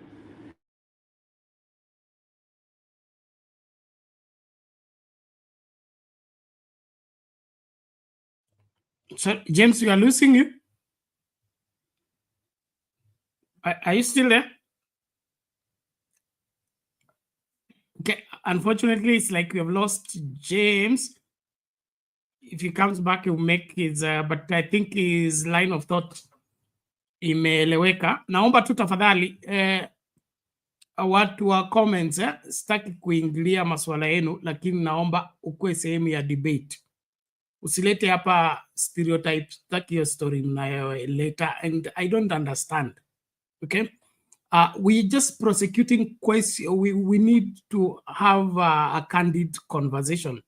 And the candid conversation, we must seek to get to the bottom of the fire behind the smoke. So history ya kusema this is a broad-based channel, this and all. Esther, I respect you and I respect everyone here, but I wouldn't want to get into a quarrel over nothing. If what is going on here is not good enough, you just take a walk. It is that simple. But don't. We are not pro-government. We are not government sponsored. Ruto cannot keep me away here for me to keep this show running. So please stop insulting me and the efforts that we got in to make this show run. If you think what we are doing is pro-government or we are defending government, that's upon you. But please, it doesn't go down well with me when you begin to stereotype things that are obvious. What we need here is a country that can work, and a country that can work requires everybody on board, not somebody digging in for one region or one community at the expense of the rest of the communities, and you support it. The questions I'm asking are very pertinent because we were here when the fire was on.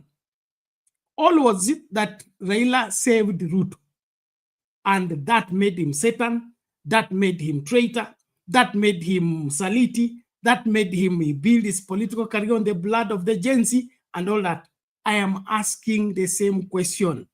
Uhuru Kenyatta has now gone to save Ruto, not saving Ruto only from Kenyans, but from Mount Kenya itself. He is not a traitor, he's a savior. He has gone to detonate whatever that was going wrong against the Kikuyu community. He is now a hero with the same factor, same denominator, same Ruto, same saving Ruto. Why do we play different cards at the same time? And then you don't want to discuss it. And that's why this is coming up 36 hours later. 36 hours later, we wanted some response. We didn't get it. So mtuambie, kama Kenya ni Mount Kenya, na wengine ni wageni, tuelewe.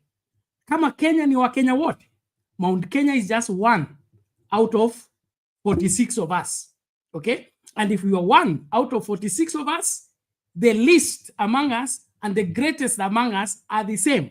Watoto wa baba mmoja. Mama tofauti, lakini baba mmoja. We have equal rights to all the inheritance of this country, equal rights to state house, equal rights to all other parts of the resources that belong to this country. But if there is a special community in this country that is given preference above others, tuambiwe mapema ndio tujipange, tuulize mama yetu tulitoka wapi, atupeleke kwa baba yetu.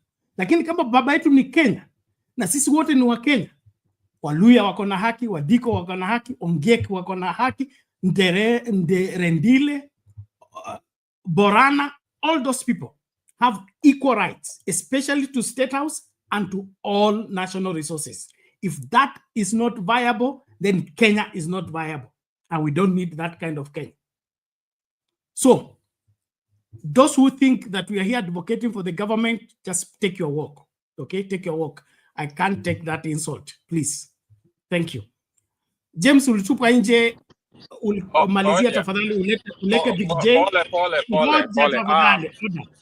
So, chenye nilikuwa nasema, Bernard, yes. Chenye nilikuwa nasema, the interest of Mount Kenya, if you look at it, should be the same interest of all the other communities. The good part of what's going on in Mount Kenya, and Kasongo has found that, is that even with all the appointments, Mount Kenya, they never bow to easy positions za watu kama kina sijui Kabogo and all this. That does not matter in Mount Kenya. And he has found out the hard way that this community, you saw what happened to Rigiji when Rigiji was kicked out.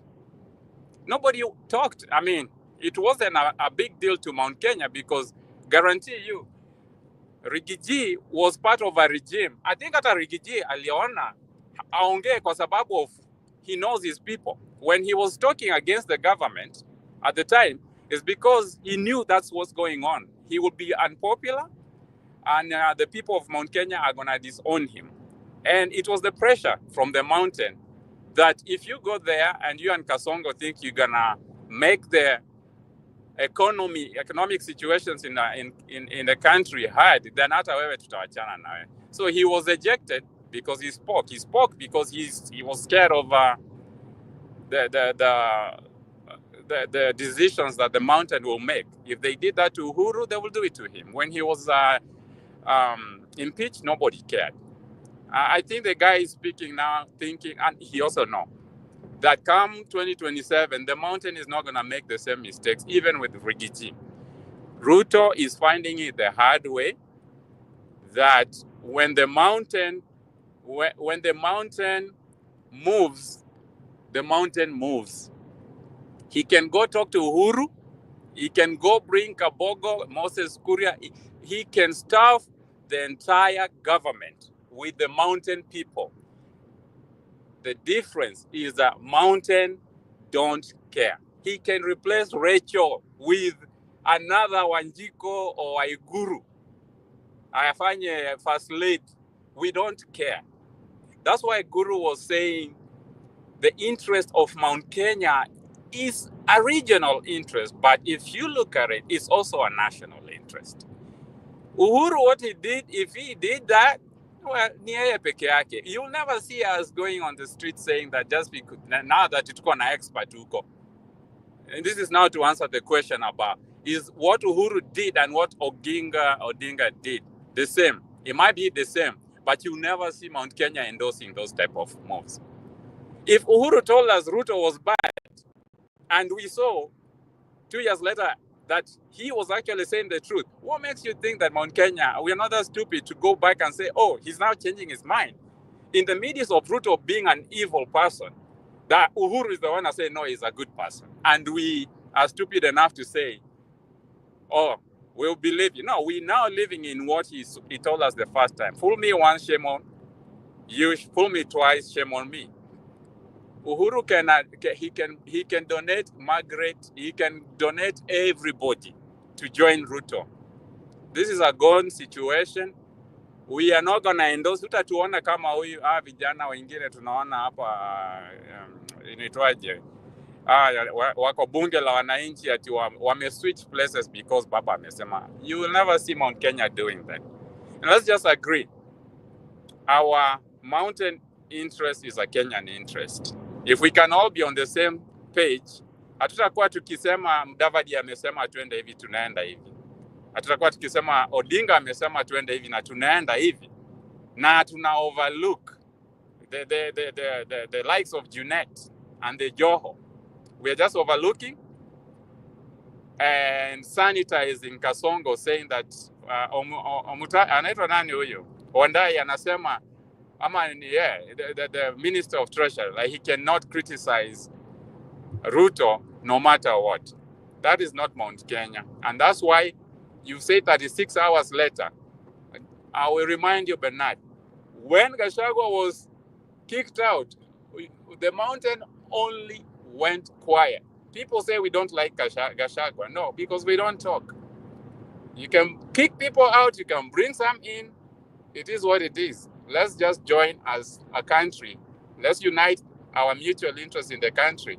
And if Mount Kenya is what is giving Ruto headache, other regions should take advantage and say, if this is what's frustrating Ruto, let's support Mount Kenya to stay the course. That's all I had to say in regards to what you asked. In a half a minute, you need to qualify how Mount Kenya interest is Kenya's interest. I mean, it's economic interest. Why should it be?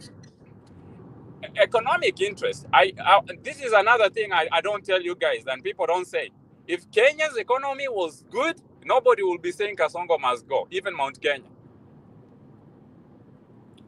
So when you say Mount Kenya interest is Kenya's interest, when you think economic interest of that Mount Kenya is talking about, even if it's businesses, is also the same interest that an individual from Bungoma wants for their kids. If we are talking about SHA and the education model funding, it affects everybody. So if Kasongo was doing things better than Uhuru, I'm guaranteeing you, Mount Kenya voted this guy in. They will have said they made a good decision, but they are regretting. So yeah, Mount Kenya interest initially was to change what Uhuru wasn't doing right. And it turns out that it sounds like Uhuru was better. So if they switch, they are switching because of the economic issues that are going on in Kenya. So if that interest, that they are speaking so loud that Ruto is panicking, wouldn't that be your interest and the interest? Would you want that to be the interest of Kenya? Ama tunakuwa tu hakuna mtu anaongelea anything else that Mount Kenya is saying. No, Mount Kenya is not complaining that they are not in leadership. Keep that in mind. So he can staff his leadership with all Mount Kenyans. But You know, they are still I not find going to that budge. I find that to be very funny in the sense that we did have this problem in the open until Mulima ulipoguzwa. Hapo ndio mjani convince na mtani No, it convince was na there. what Bernard did Gen Z? utasema hatukuwa na shida na tulikuwa na Gen Z. shida. We had a problem with finance. Gen Z walikuwa Kakamega kwetu. Gen Z walikuwa Vihiga. But Gen they Z finally walikuwa- were saying to be Mount Gen Z Kenya. walikuwa Mombasa.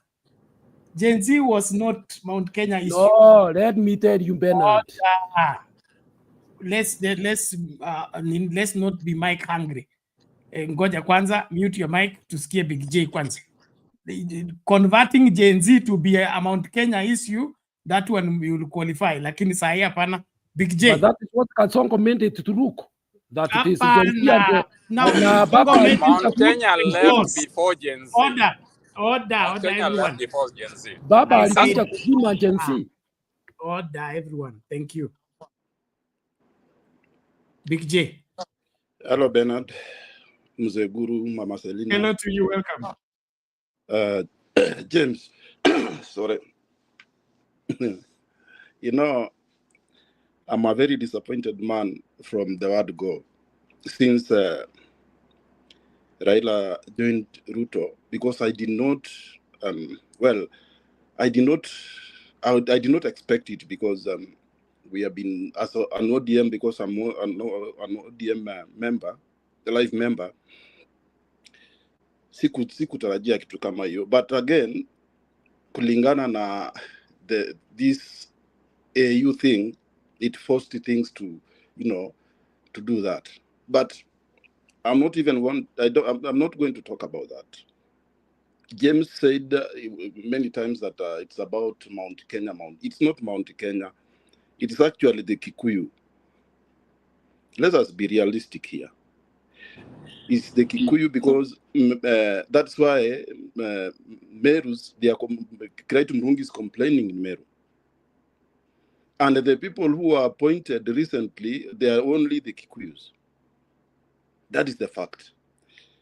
ODM Raila did a mistake joining Ruto, but he tried actually his best to share those 5 seats to different parts of the country: Mombasa, Turkana, Kakamega, Suba, and Luo, 1 each.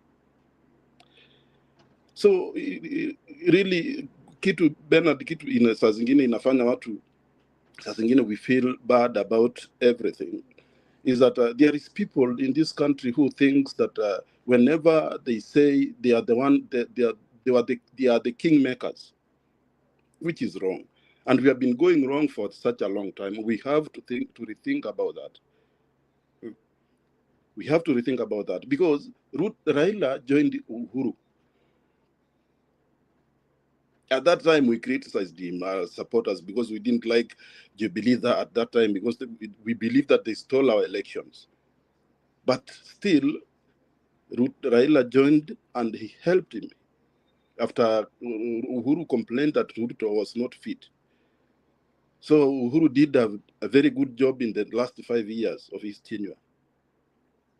Then, now Raila joins again our enemy, who is Ruto, and we believe that he stole our election again. Now, after Raila joined everybody, even I have a very good friend anaitwa Wakili Ndegwa. Bernard, unamjua Ndegwa? Huyu anakuwa na madhakarua sana. He's a good friend of mine. This guy has been criticizing Dio Gachagua vibaya sana. But after Gachagua was removed, almost going to be removed, and he joined in actually alikuwa wakili wake. And that guy, amenitoka squeeze, I cannot reach him. So if you go to X, you see that the Kikuyu people, they have completely changed after Uhuru appointed these guys to join Ruto. So now, Bernard, I've been telling you that there is something, I have a feeling that tulichezwa in 2022 election by Uhuru. I always have that feeling because something doesn't add up. Mm. How will somebody who is outside the government have that powers of rigging election? It doesn't make sense. So now I understand why Raila went to support Ruto, because he came to realize things were not okay. Kuna watu ambayo walicheza watu wengine. They walifanya ni ile kama ile movie inasemanga ati double agent. So let us be realistic here. The reason the story tukisema ati the interest of Kikuyu is the interest of Kenya, and that is not true. Because mahali nimetoka mimi niko na ng'ombe, we have cows and sheep and goats. That's our interest. Mount Kikuyu wako na chai, wako na kahawa. That is their interest. Every tribe in Kenya, they have their own interest. So there is no way out that mtu anasema that the interest of the Kikuyu is the interest of Kenya. Please, let us not go there. Let us talk. If you guys want, because unajua kuna vitu ambayo haiendi vizuri. Kalonzo anaenda usiku meet Ruto. Okay? Alafu Kalonzo anaenda make Uhuru appoint watu sijui 5 wanaingia serikali. Alafu Uhuru Kalonzo anaenda anaita press na anaitwa Secretary General wa Jubilee. Kioni amekaa next to him. Amesimama next to him. But Kalonzo anaambia watu ati lazima serikali make by next year March kuwe na IBC. Kalonzo mwenyewe ndiye ameenda kotini, amestaki, ndio sababu IBC ijafanya nini, ijakuwa. Aya, secondly, Kalonzo saa hizi wameungana na anasema ati wameungana na anaitwa nani, Gachagua. What is the difference between Gachagua and Ruto? None. So joining Gachagua and joining Ruto is the same thing. So if Kalonzo, actually Kalonzo was a good man who wanted to change this country, he could have not joined that group of Gachagua. Because Gachagua, mzee Uhuru, wewe uko na watoto. Uko na watoto, hata labda mtoto wako mkubwa labda ni mkubwa kuliko mtoto kijana mdogo wa Gachagua. Huyo mtoto wa Gachagua ako na almost 700 million shillings in account. Mtoto wako ako na pesa ngapi account sahi? Those are things that we have to ask. Surely those people, I mean, surely there is something that is not right. Is not completely not right. And if we think, like, for example, sisi tukisema ati wa Maasai, they have tunaitwaga top up, tunaitwaga ugali sosa, which is okay. But for me, I have to speak the truth, because things are not the way. I mean, we cannot accept things to be like this. We are not going to accept things to be like this. There is another tribe which makes kings. No, Kenya is a big country, and if we are sober, that because some of you people, you are very educated people, you are learned people, you are civilized people. We have to change this narrative and say, because to be like Tanzania, that the leaders come from the smallest communities have been presidents, but in Kenya, the biggest tribe only managed to be the president of this country. It's not fair. It's not fair, and we are all taxpayers. Alafu mtu anaweka PSS, anaweka 90% kabila yake. Uhuru did the same thing. Ukijaribu kuangalia mambo ya parastatals, ukiangalia na PSS, he did the same thing. Ukibaki did the same thing. Moi did the same thing. Now Ruto is doing the same thing. For how long are we going to live in a country like this? That Kenyan people, there are people who their work is just to pay taxes, but they cannot smell those big posts. Let us be realistic here. And let us call a frog and call a spoon. Because things, kusema ukweli, I was very disappointed about Raila and the AU, although I wish him well, because I don't have something, I don't control him about what he want to do, the way that he cannot control me what I want to do. Because And again, when I look at these things, I realize that if Raila comes and stands, tell us, let us do this, tunamwachia. Nobody goes there. Nobody does that. Lakini akitoka tunaanza kupiga kelele, oh, where is Raila? Oh, why Raila is quiet? Oh, Raila is dining with whatever. What Raila is just doing. And for how long are we going to talk about Raila, who is now almost going to 8 years? We are not. The reason why we are behind is because we are thinking about Raila. To think about Raila, and Raila is getting old. We have to think about somebody new. I mean, kujitolea, because Raila hakuna mtu alimuappoint akamwambia ati utafanya hii na hii na ABCD. He claimed that position by himself. He did fight for it by himself. Nobody appointed him, not even his father, not his brothers, himself. Wakati alienda jail, hakuenda na Oburu, hakuenda na Ruth. He went jail by himself. So surely, let us just be realistic here. Na tuambiane ukweli, brothers. Hakuna kabila ambaye ni ya muhimu kuliko kabila zingine. Hakuna kabila ambaye kazi yake ni kutoa taxes alafu wengine waajiriwe kazi. Mpaka watu siku hizi kwa ofisi watu wanaongea lugha. We cannot accept that. It's time that we wake up. Because Kalonzo sasa anaenda, Kalonzo ni project ya nani? Ni project ya Uhuru. Ni kama Matiang'i. Matiang'i is also ni project ya Ruto. The way Kalonzo is project ya Ruto. So unajua chenye Ruto amefanya ama Uhuru amefanya, these appointed people, they will start homecoming. Waende Central. Hata sio Central, waende Kikuyu land, where they are go with the homecoming party kama vile walienda Nyanza. I wish them well. Whatever who was appointed, I wish them well.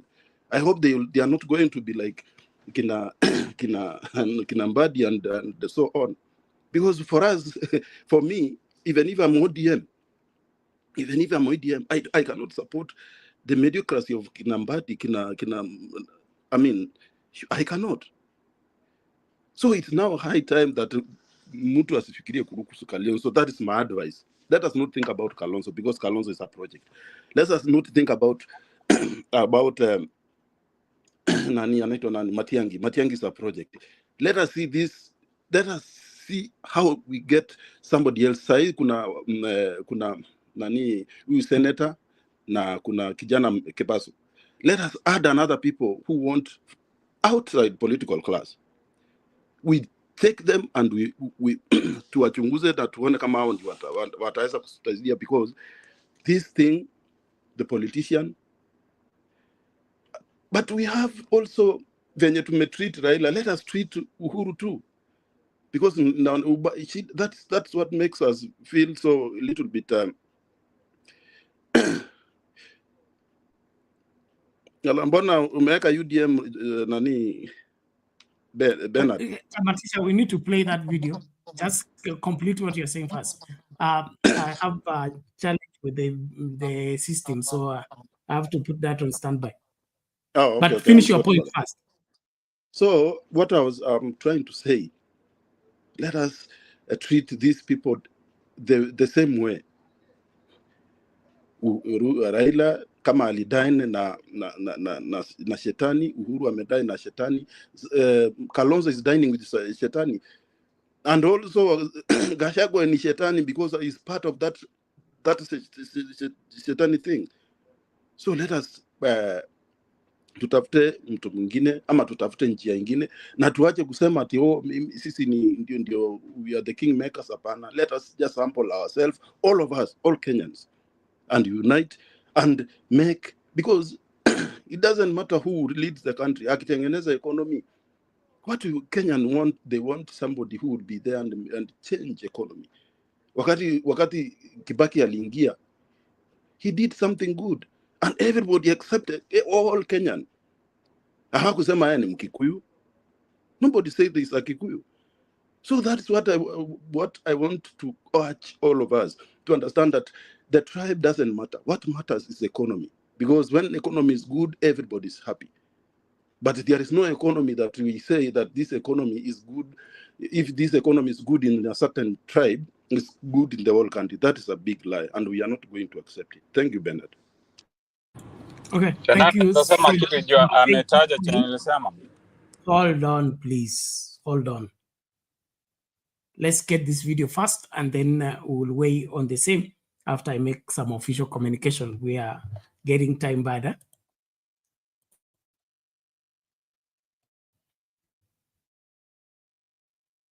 Muhimu sana.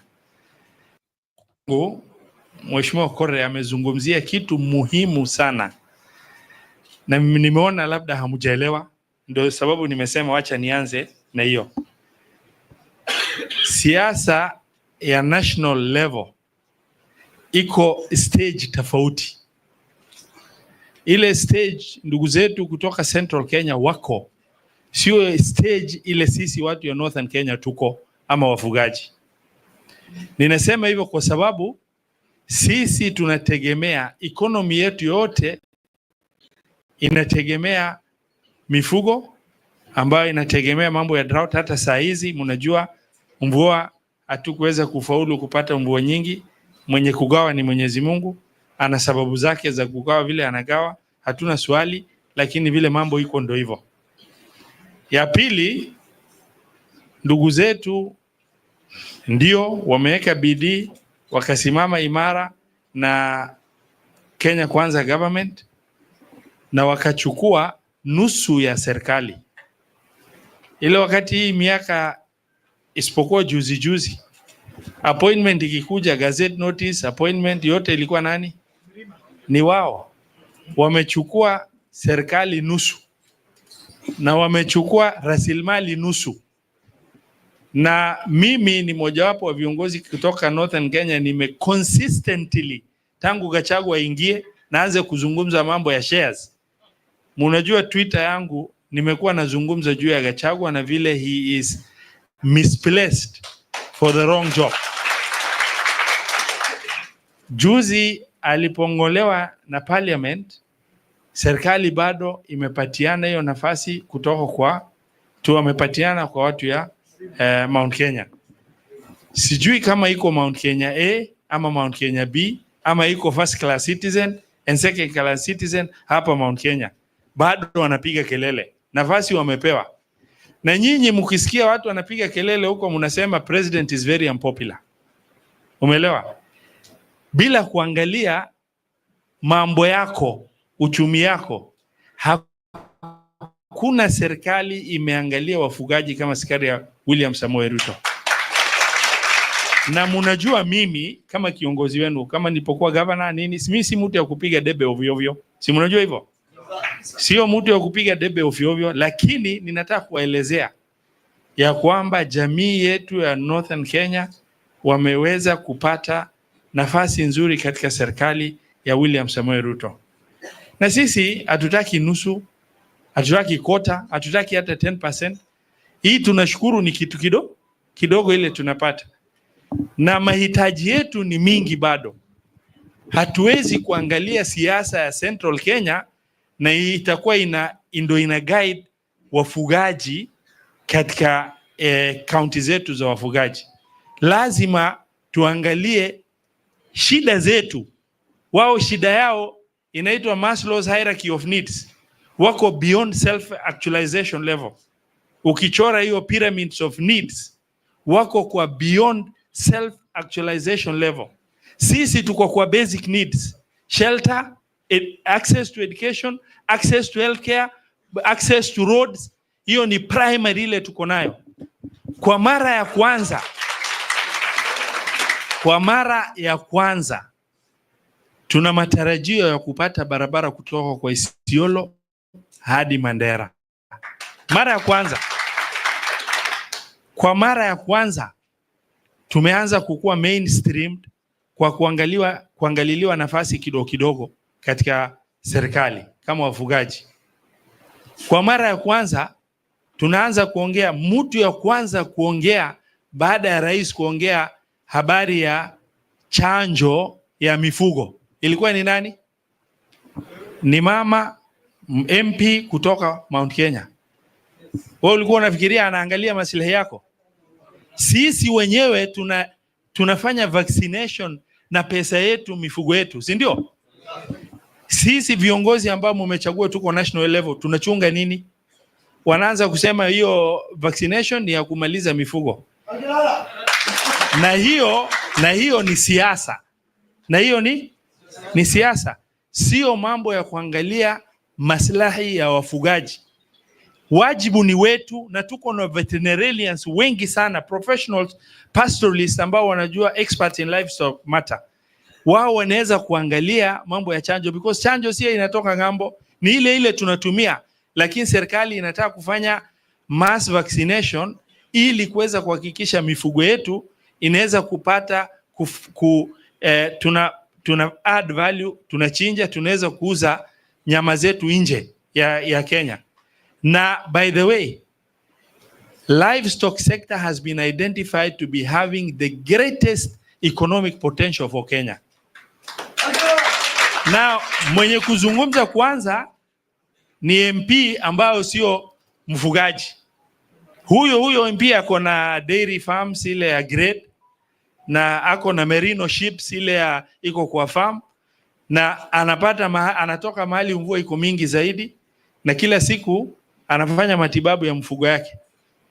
Anasema hii ya wafugaji kwa sababu national government inataka kugharimia, tuanze kuweka siasa. Na nyinyi mnapiga makofi. Unasema chanjo ikikuja hatutaki chanjo. Na nimeona wafugaji wengine wameanza kuingia kwa hiyo mambo. Ni mzuri kuhakikisha manufaa ambayo inakuja kutoka kwenu, na mjue level yenu, ili kwanza kujua ya kwamba sisi tunahitaji serikali, na tunahitaji serikali usiku na mchana. Hatujafika hiyo level. Wakenya wenzetu particularly kutoka kwa sehemu zingine ama kutoka kwa Mount Kenya wamefika. Wao wako kwa level ya self-actualization. Wameanza kufikiria mambo ya kusema unapewa kila kitu na unasema mimi ndo nafaa kuwa rais. Huyu Mkalenjin anafanya nini hapa? That is the whole politics that's taking place. Lazima nyinyi vijana msimame imara kusupport serikali, na msianze kusoma tu siasa huko, because mimi I'm Senate Finance Committee chairperson. Ninataka kuambia our debt repayment has improved tremendously. GDP to debt to GDP ratio has improved, and we're going to improve to 55%, which is better than even Western countries.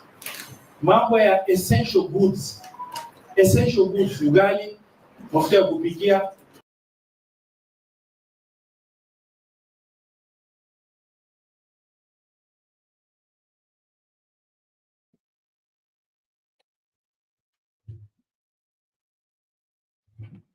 Well, I think Mama Selina, you can weigh on that, please, and then I make official communication to anze kufungasha mazandi hayo. Bernard,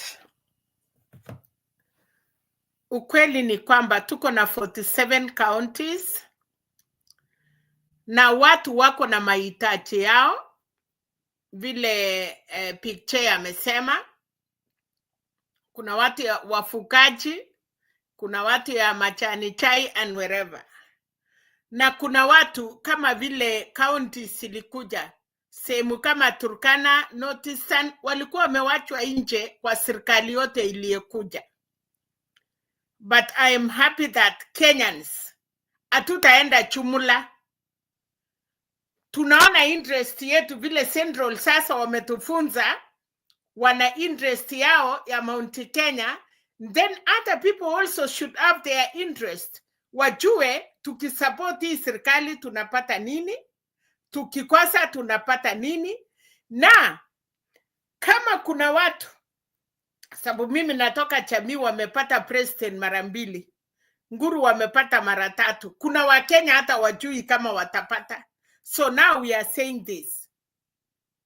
If we are not ready to support other Kenyans, kama hatuko tayari kusupport wa Kenya wale wajai kuwa rais, wasimame.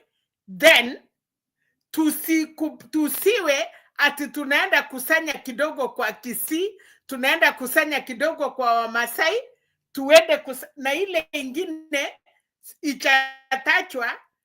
Unajua tu ukiwa na 50 uongeza Wakamba uende wa Masai kidogo na Kisii imetosha. It will not happen, Bernard. Kila mtu amerefuka na hakuna watu ya kutumika. Vijana wale wanataka kujiunga na machama wasimame na vyama ile wameona ni mzuri, wakuwe na structures, tupatilishe uongozi kwa kuchagua good leaders. Na kama Mount Kenya hawa viongozi hao hawana say, hiyo pia ni mzuri. Lakini sehemu zingine tusiende tu pora pesa, tuchakue leaders, tuchakue viongozi wale watakuwa na mambo yetu at heart. Mimi nimefurahia vile huyo mtu amesema kuambia watu yao vile wako, vile watapata. Na ukweli kwa hii serikali ama serikali hiyo iliyeko, kuna watu walienda mbele mpaka wamemaliza hiyo. Ni kama kuolewa, wale watu wanajua polygamy kama BJ. Ukiolewa kwa boma yenye iko na mama mkubwa, uwezi enda kama bibi mdogo unaenda ingia kwa nyumba ya wenyewe. Hule mama mkubwa hako na ng'ombe yake, hako na shamba yake, hako na watoto yake. Wewe mwenye unaingia Bernard, unaambiwa umekubali kukuja boma hii, ndio unapatiwa ng'ombe moja ama mbili na mbuzi moja na unaenda kutengeneza boma yako. Hii ya mama alitengeneza, uwezi ingia, na yote ni ya mzee. So wale watoto wameanza kupata mali yao, counties wale walikuwa wamewachwa wanajua ni wapi wamefika, na wawezi kuja kuingia boma ya mama mkubwa na kusema tunatawala huko. Haupati kitu. Unaambiwa hii mali huyu mama wakati aliolewa akiwa msichana alitengeneza na huyu bwana. So wa Kenya tuangalie our interest. Kama masomo, kuna watu hata wakukuwa na watoto yao wanaenda shule, lakini saa hii kwa sababu ya county government wameona priorities yao na wamepeleka watoto yao shule. Mimi Bernard, wacha tuongee na wacha tufungue roho zetu, tujuane.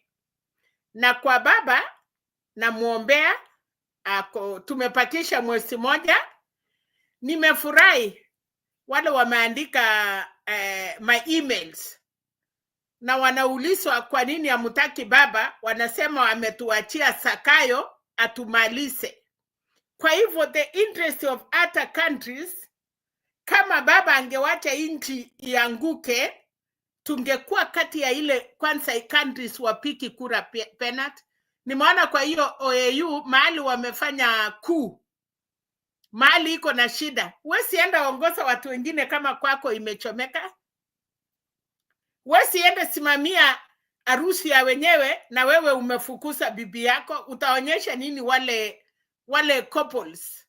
Wesi enda kama senior bachelor unaenda kuongelesha watu wanaoana, utawapatia nini? Utamwambia wakue bachelor, utamwambia wakufuate, ama utamwambia nini? So Bernard, what I'm saying is,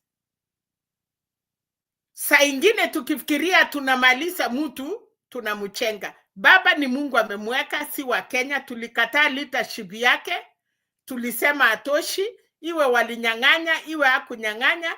Wacha Mungu ampeleke mahali ameenda. Akipata tunamwambia Mungu sawa. Akikosa pia si mara ya kwanza baba kukosa. Na akikosa na akuja aende nyumbani pondo. Bernard, asikuje kwa anything, munalia, munafanya nini, mutaenda tena kumwambia tulikutoa huko ukuje utusaidie. Kenyans tukue na heshima, na kwanza wale wanatusi baba yao, hata ingawa si baba yako msasi na ni mkubwa yako, tujue hizo baraka ni sisi wenyewe tunajifungia. Mimi nimemaliza Bernard, nimeshukuru siku ya leo, na Wakenya tuamuke. Hakuna kujaza kibaba this time round. La si hivyo turudi vile tulikuwa tumesema siku ingine. Si ilikuwa karibu imeenda. Unakumbuka ile blue na yellow, ilikuwa blue na what? Na yellow. We can still go that way. Thank you. Okay, thank you, Mami. Ladies and gentlemen, thank you so much for being part of the conversation. We are going to begin to do our closing remarks because it's 3 a.m. East African time, and I'm still traveling. I'm going for a special program in Butere.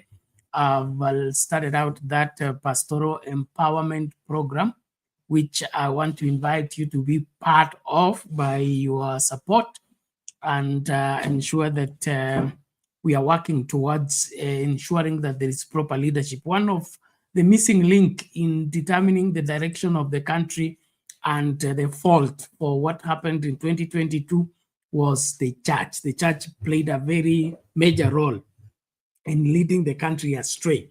And one of it was because of the church leaders who are intimidated by politicians and ended up being pocketed for failing to know what is their role in ensuring that the society is led right. So I'm embarking on a county-to-county program, meeting pastors and church leaders, having sessions of training and enhancing their capability to perform.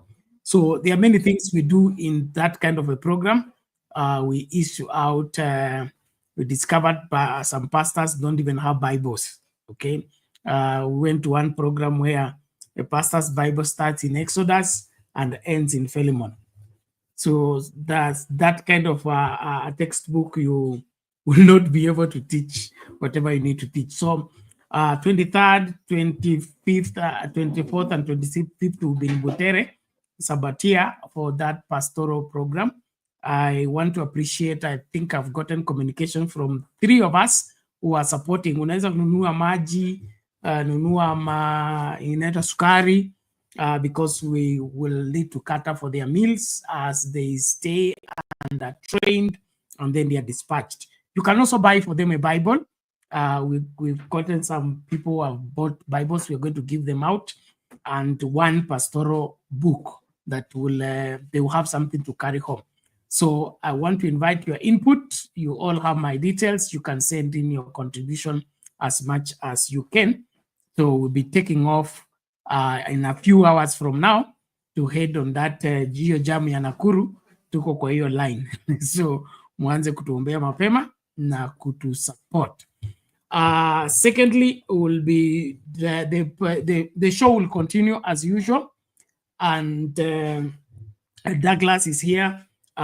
Be traveling with the other crew. We'll be streaming that program right from Butere to this channel, so be here.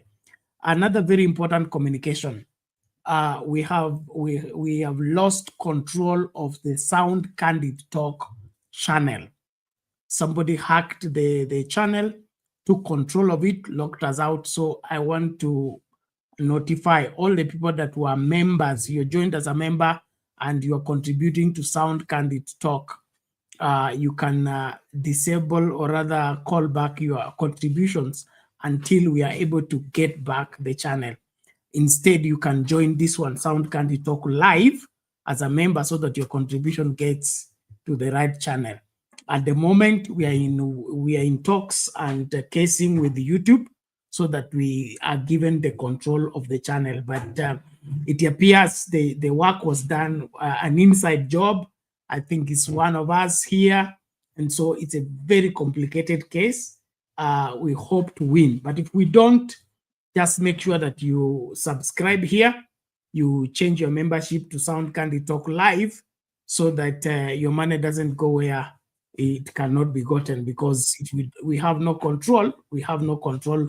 Until we get that control back, we'll make other communications. But in the meantime, let's encourage people. I know there are people who are looking for us who have not located us. Help them to locate us. The channel to search is Sound Candid Talk Live.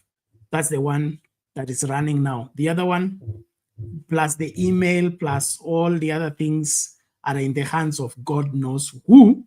And the YouTube people are in tussle with us because we have to prove that we are the owners of the channel. And it's a very hard case. So it requires divine intervention. And we are also doing official communication We have sent some people to the headquarters of YouTube to get that done.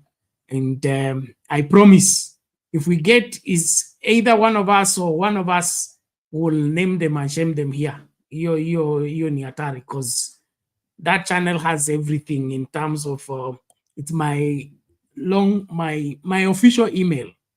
My official mail. So like all my sermons on that email, and I can't access it in the first place. That's how bad it is. And the channel has been on from 2011. Somebody just crafted a name using my name, removed the dot from my email. So he's running the channel using my name, and I have no control over that email. And so it's complicated. But so let's just adhere to that. So kama ulikuwa member wa Sound Candy Talk, discontinue your contribution first until we are able to announce that we have gotten back the channel. For now, we'll be on Sound Candy Talk Live, and pray that this one will also not be come against. I really don't see it why somebody wants to use somebody's bricks to go and build their own house. If you really want to build your house, go and dig the farm foundation, buy cement, and build yours. There's no need of all these caricatures that are being played with. All in all, thank you very much. So after that official communication, I want us to get into the, this is not over. This is not over now. Mtaendelea na conversation maybe tomorrow, because we have to get to the nitty-gritty of the bottom line of our politics. Mahali tumefika ni pagumu. Kusema tu ukweli ni pagumu, na ni pagumu kwa sababu kuna vile ambavyo kuna sehemu fulani ya nchi inaamini, sehemu fulani ya nchi inaamini. Na kuwa, okay, at the risk of being the preacher that I am, unajua wanafunzi wale Yesu aliacha walikuwa 500 kwa hapa room. Wale walipatiswa na Roho Mtakatifu, those of you read the book of Acts, walikaa huko siku nyingi. Hayakufika tu hivi alafu Roho Mtakatifu akashuka. Walikaa huko siku nyingi. Wale walikuwa 500 waka reduce wakakuwa 120. Wengine wakitokanga. Kwa nini? Hawakusafiana nia. It was until they were in one place, in one accord, that the Holy Spirit came. So what was the issue? Kuna wale walikuwa wanaambia Peter akisema nyamaza, waambia huwezi kuniambia umenyamaza. Siku ya Good Friday ulikana Yesu, huwezi kuwa kiongozi wetu. John ambia mimi sikukuona, ulikuwa wapi? Ulikuwa umejificha kwa msituni. They had to fight among themselves until they came to a place where they had to agree that the reason why we are here is to be empowered from on high. So our difference is part of our variety, it's part of our beauty, but please, let's insist for what is good for Kenya and what is good for all of us. So moja kwa moja, tunamsikiliza Guru, you give your submission and closing remark as we begin to wind up, please. Thank you.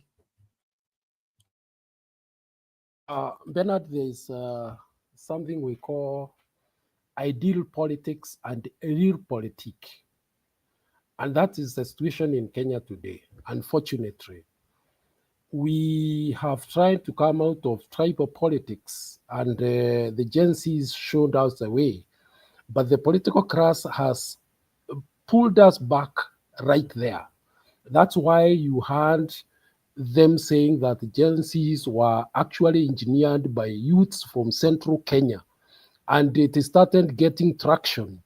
And by the time Raila was coming in, he was thought to have brought that to an end because, quote unquote, the Gen Zs from his side went cold on that matter and left on the other side. Now we have a situation whereby Kasongo has been crafting the 2007 scenario. And once beaten, twice shy, the people and the leadership in Mount Kenya also took a step, and they are doing that by reaching out before this becomes an entrenched, political narrative.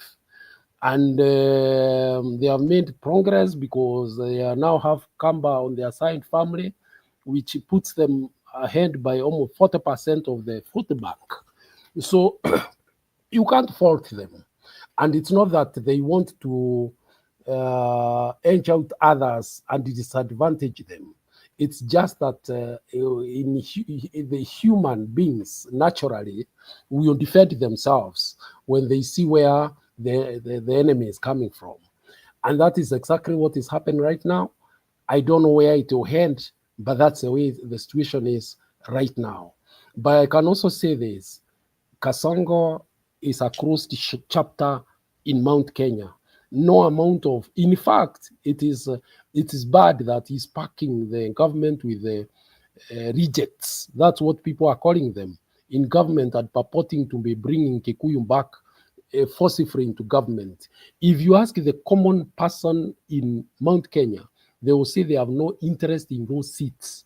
So when somebody comes here and starts saying how the Kikuyu is being favored and the rest, that's nonsense.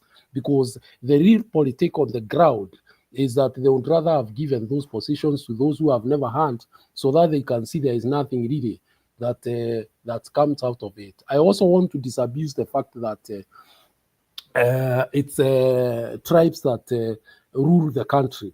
So, and everywhere, Bernard, politics is about numbers.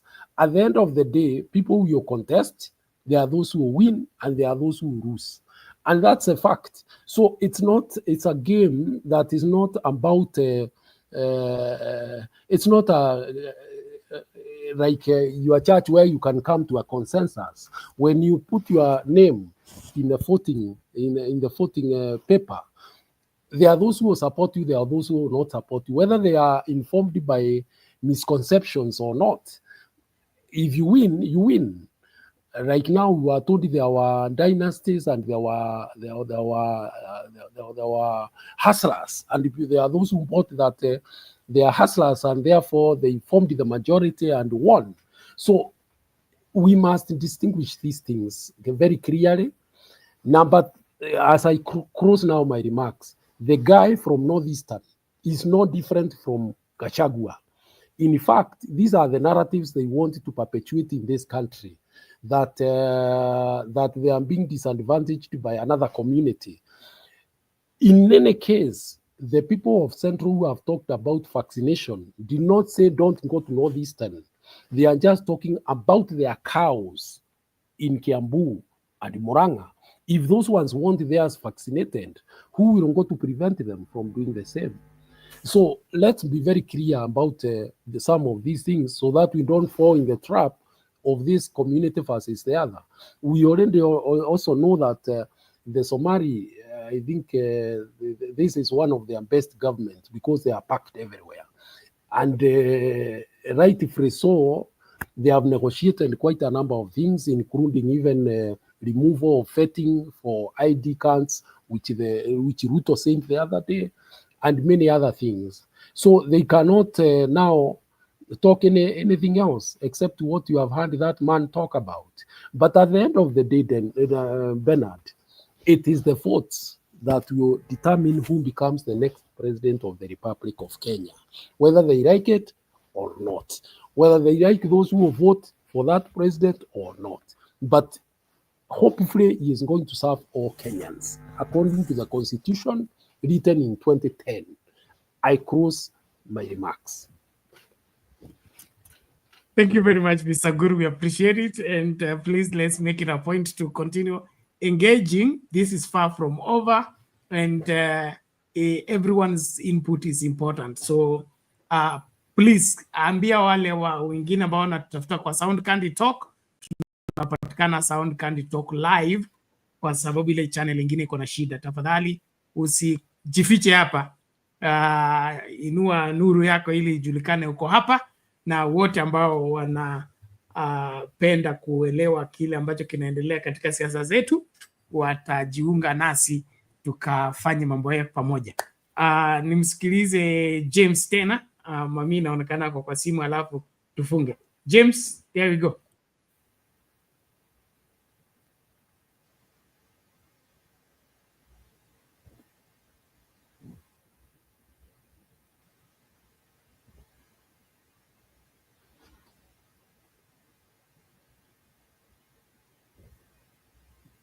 James, are you still there? We can't get your audio is not coming through.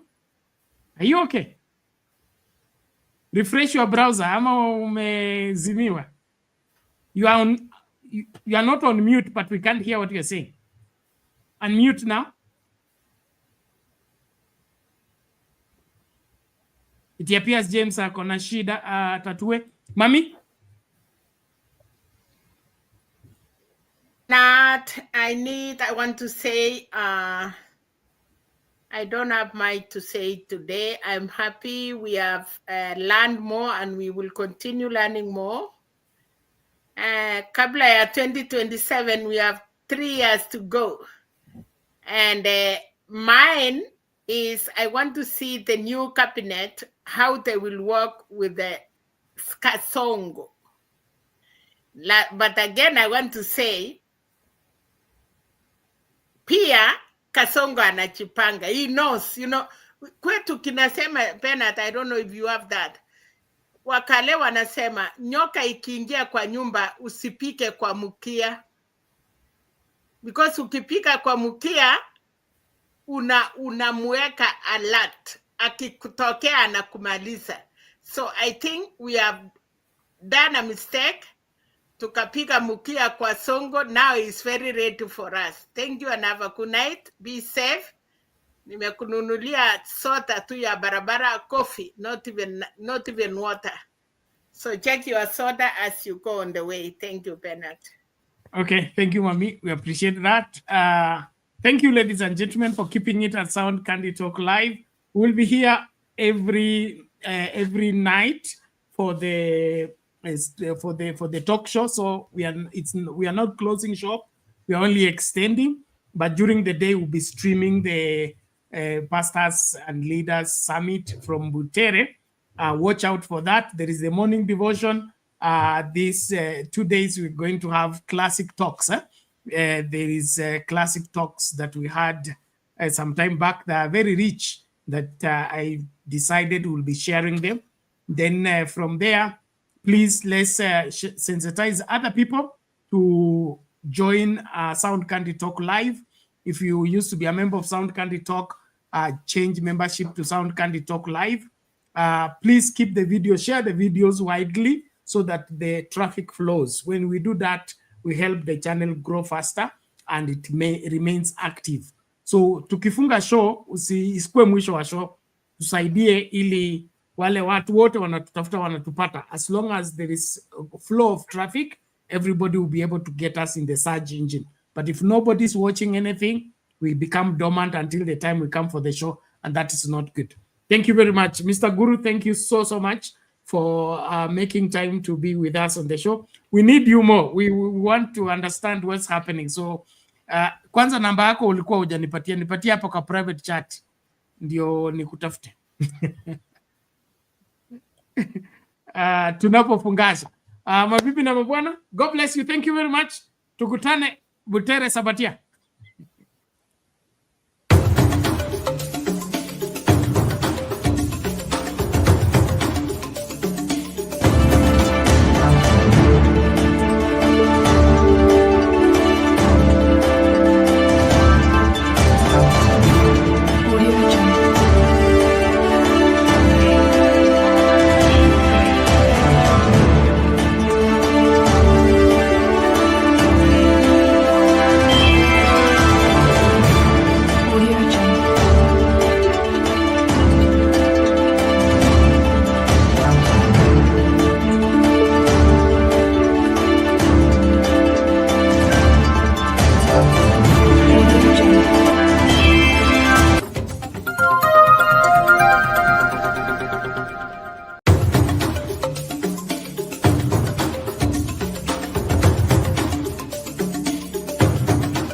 Watu wa Mungu, Bwana Yesu asifiwe. Kipindi cha mahubiri kimerudi tena kwa kishindo kwenye Sound Candy Talk. Tunakufundisha, kukuelimisha na kukutia moyo kwenye Daily Bite. Mafundisho kamili ya Biblia kila siku kwenye runinga uipenda ya Sound Candy Talk.